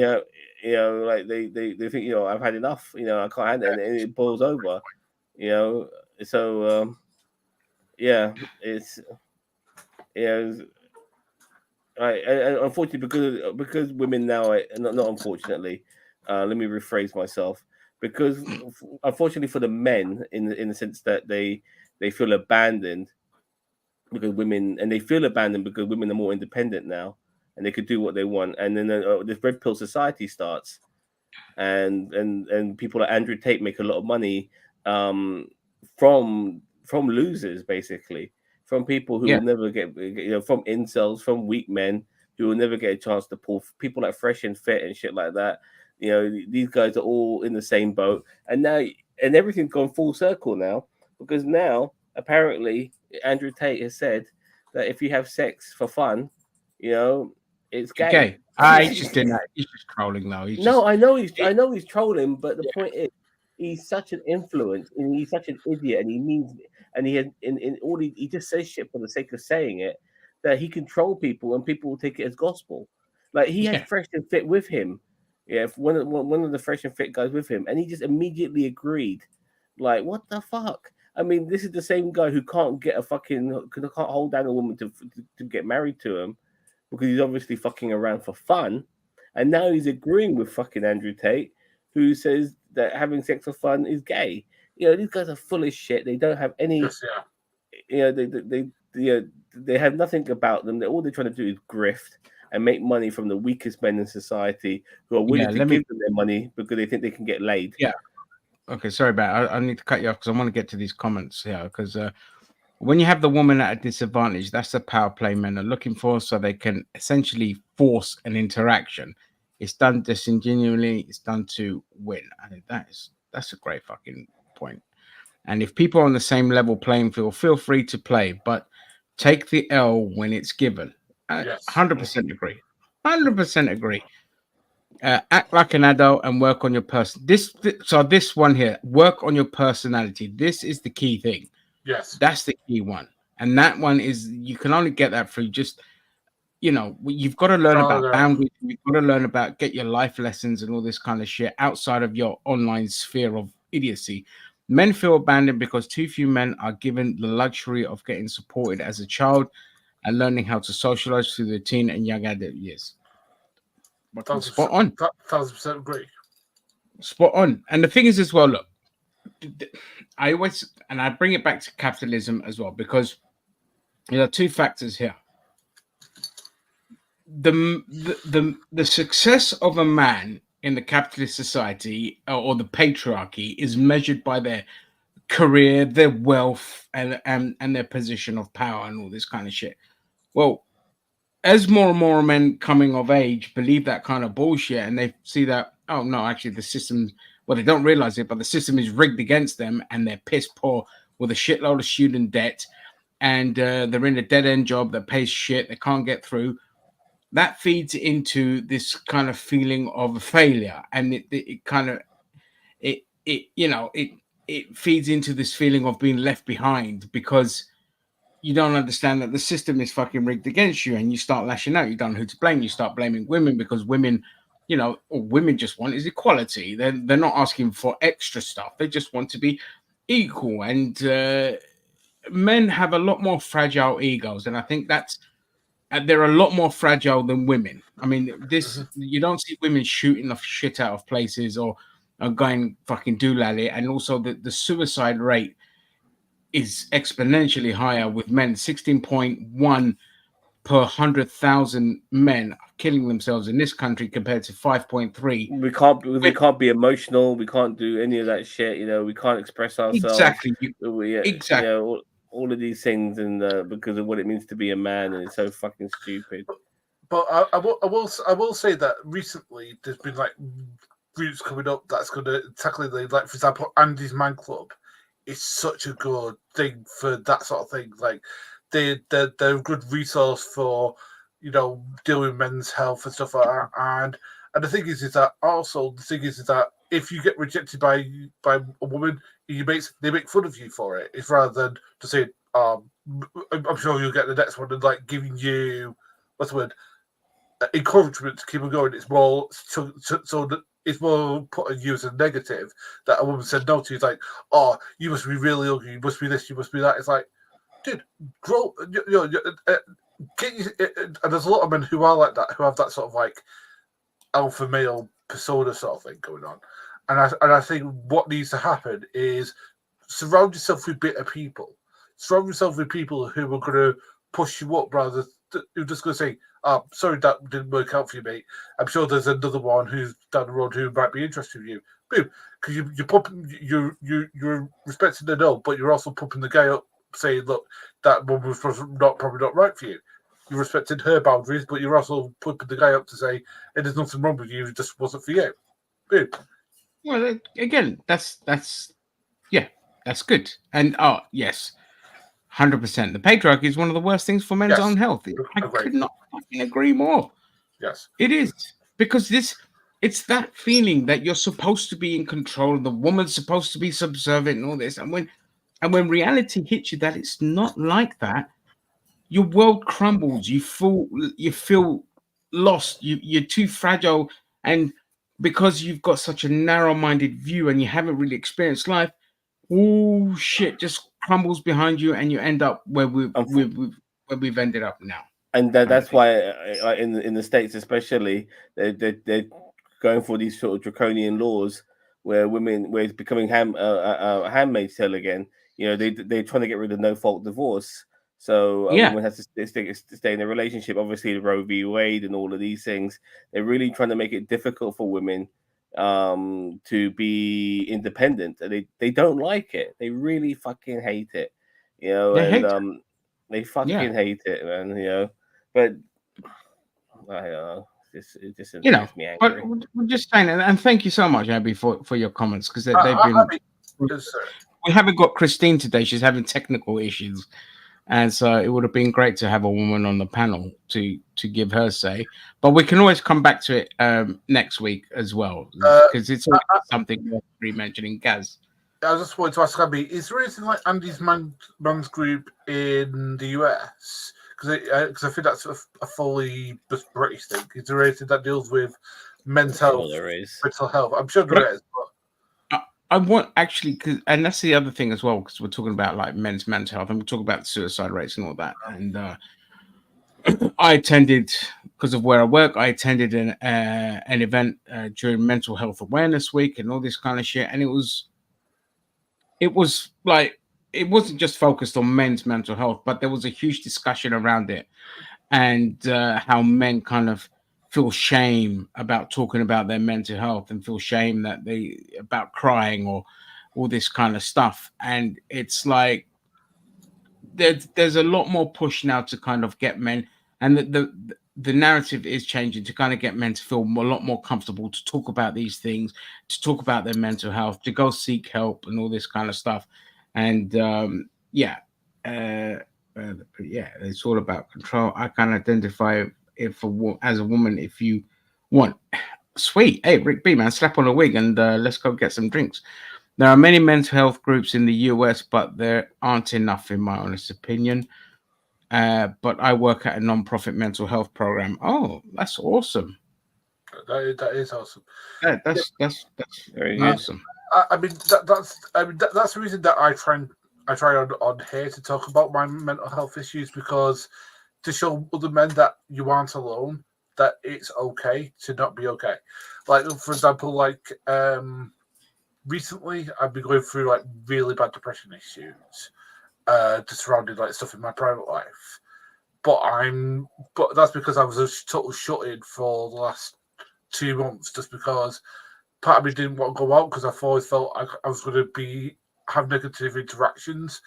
But it's only been since I've been talking to somebody, a female person. Since I've been talking to this female person, she's really been pushing me to go out. It's not somebody I'm a girlfriend with. She's got other partner, but we're kind of like friendly and stuff like that. She's kind of been pushing me to be more active and social stuff like that, and I'm kind of been doing that. So I've been more with wrestling. I'm doing social stuff.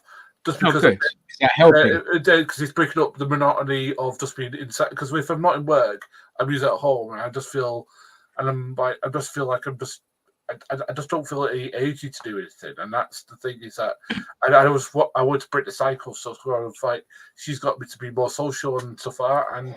And the thing is, for other men out there, you can break the cycle.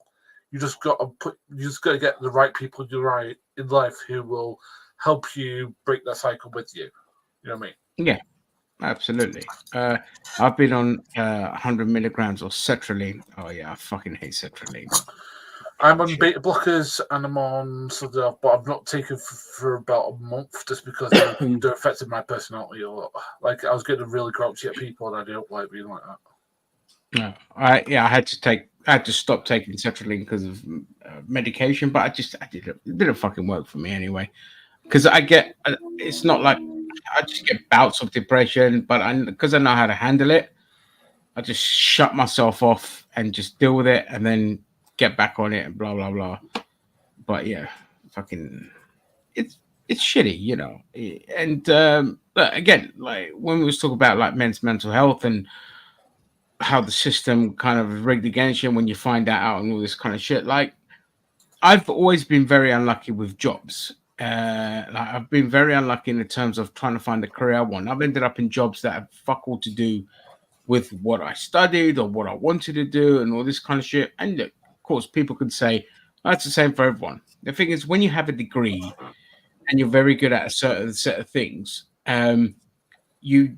it takes its toll on you when you can't get a job within that industry and you end up somewhere else. Now, I've been very fortunate because the last 2 jobs I had, the care industry and this current job that I have, I've been able to utilize the skills that I studied, which was like, you know, digital art, and video editing, all this kind of shit. So that's kind of helped. But the problem is when I left the previous job in the care industry to finally go and do my career in the film industry, or just, you know, try and work my way up and all this kind of shit. Then my health went, that's what took its toll on my mental health, because I was finally in a position where I had money saved up. I can go off, do some things, and build myself up and see how that happened. And then life kind of took that away from me. And, you know, you come to the realization that you've worked hard all your life, and the system that you pay into just told you to go fuck yourself. You're on your own. You're not going to get any kind of PIP or health benefits or any benefits at all. It just, it takes its toll on your mental health as well. And that's unfortunately been the vicious cycle that I've been in. And thank fuck I got this job that I'm in, because that's helped a lot, because the people I work with are spectacular, and they're the smartest people I've ever worked with too. I'll just go to a comment, then I'll come to you. Medication can be tricky to work out for people. I hope you both can find the right meds at the right dosage. I mean, I'm not going back on antidepressants personally, but for Rick and for Gary, for sure. But yeah, I had CBT. Sorry, it worked for me because I have like social anxiety, because I always feel like I'm upsetting people. But the thing is, I mean, so what? I suppose this might be a bit personal question for you, Ginger, but what works for you? Is it like being social works for you, or is it just like doing certain activities that kind of gets you out? If you're having a bit of a bad day, is there certain things that get you out of it, or is it just throwing myself into work helps me a lot, or just closing myself off. So work and closing myself off from other people kind of helps me a lot. I found for me my favorite antidepressant, because I'm very limited in terms of my mobility. At least going to work kind of helps, because the stresses of work actually helps me deal with helps subside the depression, because I'm so focused on getting a task, and I'm the thing where you give me a task, I become obsessed with it to the point where I could piss people off, because they're like, all right, calm down, did you get a bit too much and all this kind of shit. So for example, we had like an event, and instead of just doing one or two things, I went like the extra mile, and I get people involved and all that kind of. But to me, that's therapy. To me, I've always been a hard worker and all this, and not being able to work for so many years really fucking took its toll on me. I think that's what made things worse for me, is not being able to work, not being able to get out and about. So I find what works for me. It's mostly like throwing myself into work, or just shutting myself off from dealing with people's bullshit, basically. And you'll find that. Exactly. We are wrapping up. I have one more thing I want to talk about as I cover my birds. So I'm just punch your bird in the face. Oh. Keep it round. All right. So I thought today I'll leave the very, very worst to last. And that being this particular person and this particular story. Oh my God. I'm out of breath just going to the pub and walking downstairs. All right. Here we go. Kirsty Noem, who could be the Vice President of the United States. Oh, this bitch. Yeah. Who could be the Vice President of the United States under Donald Trump if he becomes elected, has probably blown her chances. Now, I wouldn't 100% say she's blown her chances, but this is one of the few things that unite the right and left together regarding their disdain for this woman because of what she did. But at the same time, Donald Trump is not a fan of animals, doesn't like dogs, and probably she thought this is going to make Donald Trump happy, considering there's also pictures of the Trump family members like Don Jr. in Africa killing animals like giraffes and elephants for sports.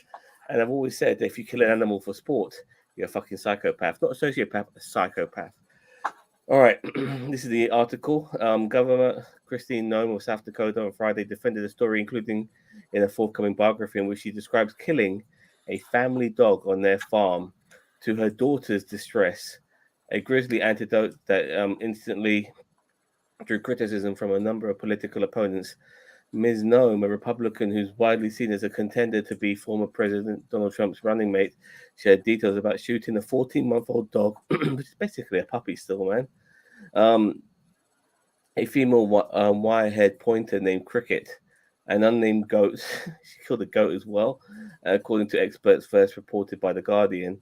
An avid hunter, Ms. Noem, wrote that she had hoped to train Cricket to hunt pheasant, but that she proved untrainable, dangerous to anyone she came in contact with, and less than worthless as a hunting dog. I hated that dog, Ms. Noem wrote, according to The Guardian. It was after Cricket ruined their hunting trip, killed another family's chickens, and bit the governor that Ms. Noem recalled deciding to kill the dog. She shot Cricket in the gravel pit. That was not only the blood. It was not only the blood Ms. Noem drew that day. She also shot a male goat that she called nasty and mean. Shot him twice. In fact, the goat jumped as she shot him the first time, according to The Guardian's recounting of the book. So she fetched another shell and shot him again. Oh God. The whole deal was reportedly witnessed by a construction crew nearby. Ms. Noem wrote that as the workers returned to their jobs, a school bus came by to drop off her children. Her daughter, Kennedy, Ms. Noem wrote, looked around confused and asked, "Hey, where's Cricket?" I guess if I were a better politician, I wouldn't tell the story here, but Ms. Noem wrote in the book, set to be published by Center Street on May the 7th. But she framed the day's event as reflecting her willingness to do anything difficult, messy, and ugly, whether that be in a farm ownership or in politics.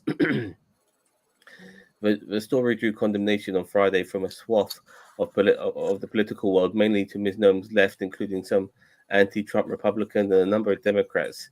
President Biden's re-election campaign wrote on X that Trump's VP contender Kristi Noem brags about shooting her 14-month-old puppy to death, and the Democratic National Committee issued a statement describing the passages as disturbing and horrifying. Ms. Noem seized the Guardian's article to underscore her rural America bona fide promotes her book and mocks the news media. We love animals, but tough decisions like this happens all the time on a farm, she wrote Friday on X, adding that her family recently had to put down 3 horses. God, she's terrible with animals. She added that her book would contain more real, honest, and political incorrect stories that will have the media gasping. Ms. Noem, who wrote that with Mr. Trump at the event in Ohio last month, is one of several Republicans regularly mentioned as potential vice presidential picks. At the Conservative Political Action Conference in February, she tied with Vivek Ramaswamy for first place in the poll, of whom attendees wanted to see Mr. Trump select as a running mate. She has routinely praised the former president and recently took part in an ad promoting her cosmetic dental work. Some saw. You don't need to read the rest of the article, dude. We get the gist of it. She shot the fucking dog. All right. The article's almost done. Jesus, go on. Let me just finish it off. The work that she saw as a move to catch Mr. Trump's attention, even as it drew legal scrutiny. In recent days, she refused to say whether she would certify the 2020 election on January 6, 2021, and dodged questions on whether she supported exceptions to abortion bans in the case of rape and incest. There you go, done. Cool. But overall, the whole story is about killing a dog. You know, like, all right, your dog's being a bit of an asshole. Take it to a dog shelter. Don't fucking just give the dog away. Why the fuck? She's just a sadistic bitch that got off on bloody wanting to shoot the dog just because it didn't do its bidding. And the irony is, it did do its bidding because it was killing the neighbor's chickens. So it was learning, but it just wasn't learning the right way. It knew how to kill things, but it wasn't killing the right things. Like, this is the thing with Republicans and just right wing generally. Like, they want to kill things. Like, you know, like, it's in their nature. Like, whether they go trophy hunting in Africa or they just an excuse to kill their dog in this particular, or a male goat. Why the fuck are you killing a goat? It's not a fucking pet. Goats are not domestic animals. I mean, they can be domesticated. I've seen it before. Happy? Yeah. So I'm just. It's just so to see, this woman do this. It doesn't surprise me though. It's terrible. It's horrific.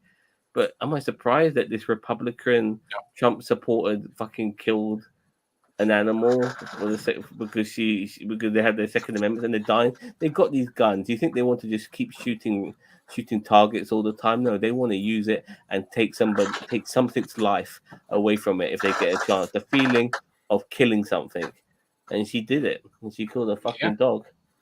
Yeah, absolutely. Because like the thing is that like most farms, from what I understand, don't they usually have like a vet like they have like some sort of like arrangement with and stuff like that comes and looks at the animals to make sure that they're okay and stuff like that. So why the fuck does she not just either take it to that, or if it's not behaving itself, get some free dog training? It was 40 months old, so it literally just growing out and being a puppy. So therefore, you should have trained it properly. We're dealing with a sadistic arsehole who has a history of training dogs to kill. She knows what she's doing in terms of training the dogs. It's just that she got one that didn't do her bidding, and so instead of doing the dignified thing of saying, "Okay, I'll just give it to a shelter and they rehouse it," she shot the thing. Yeah, better And she hand shot report. dogs, and then they shot horses. So you're just dealing with a monster. You know, it's just as simple as that. You're dealing with a monster. I do feel that she brought the story out so it appeals to someone like Donald Trump, who I think this would appeal to. You know, I do think a story like this would be very appealing to Donald Trump, but unfortunately for her, there are a lot of fucking hicknecks out there, Trump supporting hicknecks, who are dog lovers, you know, and have several pets and stuff like that. And the idea of her doing what she did has shocked them, you know. And I think majority of people care more about the animals than the human beings. Yeah, So and I do believe that she's probably blown her chances. Maybe not with Trump, but definitely with the people. You know, I think, and it'll be up to Trump. It'll be up to Trump to decide if she's worth. It'll be up to Trump to decide. It'll be up to Trump to decide if she's worth continuing, because she's going to be something like this is going to stick to her. You know, like this is like she really didn't have many like scandals. I think she had one scandal where she had an affair with some other dude. You know, some non-marital affair while she is married, and that was bad enough. But she kind of survived that, but she won't survive this. No. This you know, Trump is going to pick a different VP. Yeah, for sure. So yeah, all the surgeon blacks. Surgeon blacks are now they're desperate. They don't know. Again, they don't know better. You know, America, and it's not just blacks as well. It's like, you know, the Latin community as well. Yeah, because let me tell. They don't know. They don't know that they're both bad. This is a problem when you've got one party fucking you and the other party fucking you. You think that Trump's going to be the better alternative because you're not fully versed on how the system works. He's a con man for a reason, by the way. Just because certain people are black doesn't mean they're not going to be able to get conned by him. You know, and was it the New York Five that they were acquitted for killing some people or whatever, and then Trump still wanted them to get fucking convicted regardless. Right, Abby. Yeah. There's that story, and also there's another story of Donald Trump hiring. He had a yacht, and he needed a yacht crew to run that yacht. He hired a yacht crew, and one of the members of the crew was black. And Donald Trump didn't want this black guy to be on his boat, and wanted the crew, the captain, to get rid of him. The captain denied it. So then Trump then took the crew to court, and he lost the battle like he usually does in court. Oh, he loses all his court cases. He loses all the time in court, and because he's a racist fucking cunt. That's why. Yeah, but you try to tell black people of this story, and I mean, like, you're fucking done for as a candidate when you have people say black for Trump. You got black people saying blacks for Trump. There's no blacks for fucking Biden, because the one thing, the Democrat Party is many things, but it's a very universal party when it comes to diversity. They're the most diverse party of all compared to the Republicans, who are so fucking white. You need to wear shades when you look at them in the fucking photograph. You know what I mean? So yeah, but it's this feeling of it's when you feel hopeless, and you're seeing first, and I guarantee you, these blacks for Trumps once Trump's in and they see how shit it is, they're gonna go right back to fucking voting for Democrats again. But I don't because they're so know. desperate, so lost, they just, they feel abandoned and betrayed by the Democratic Party. So they're going to jump to Republican. Then they're going to find out that actually these are the people that are going to turn the guns on you. And so they'll jump right back, or they're just Some not of going to them- fucking vote. I think some of them are die hard, and like you look at people like Jesse Lee Peterson, who think that all black people are fucking idiots, and he's black himself, and it doesn't believe racism exists either,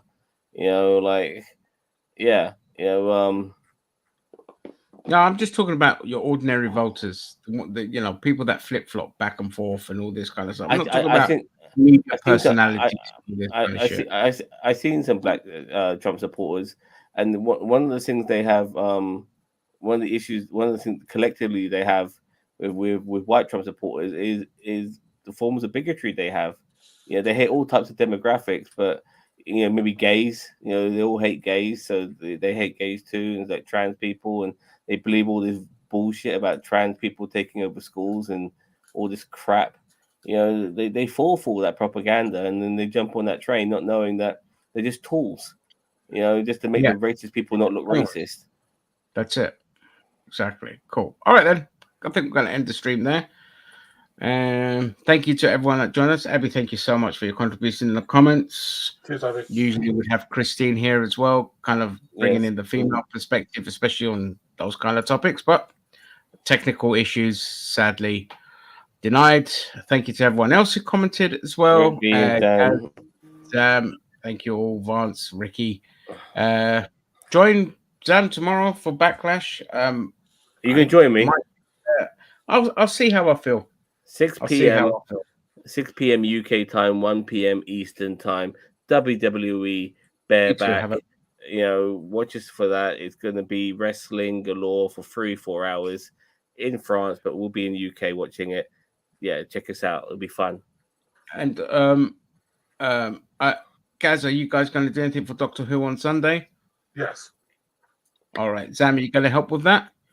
If you need to, let me know, or let Bobby know. Let me know though if you need. So it might be on you. I've got the Greek Easter, so I'm out all day, so I can't do anything. Just let me know, and I'll backstage you guys and shit like that. All right, just remind me, remind me, Gary. Okay. Yeah. Have a great night, everyone. Take care. Bye bye.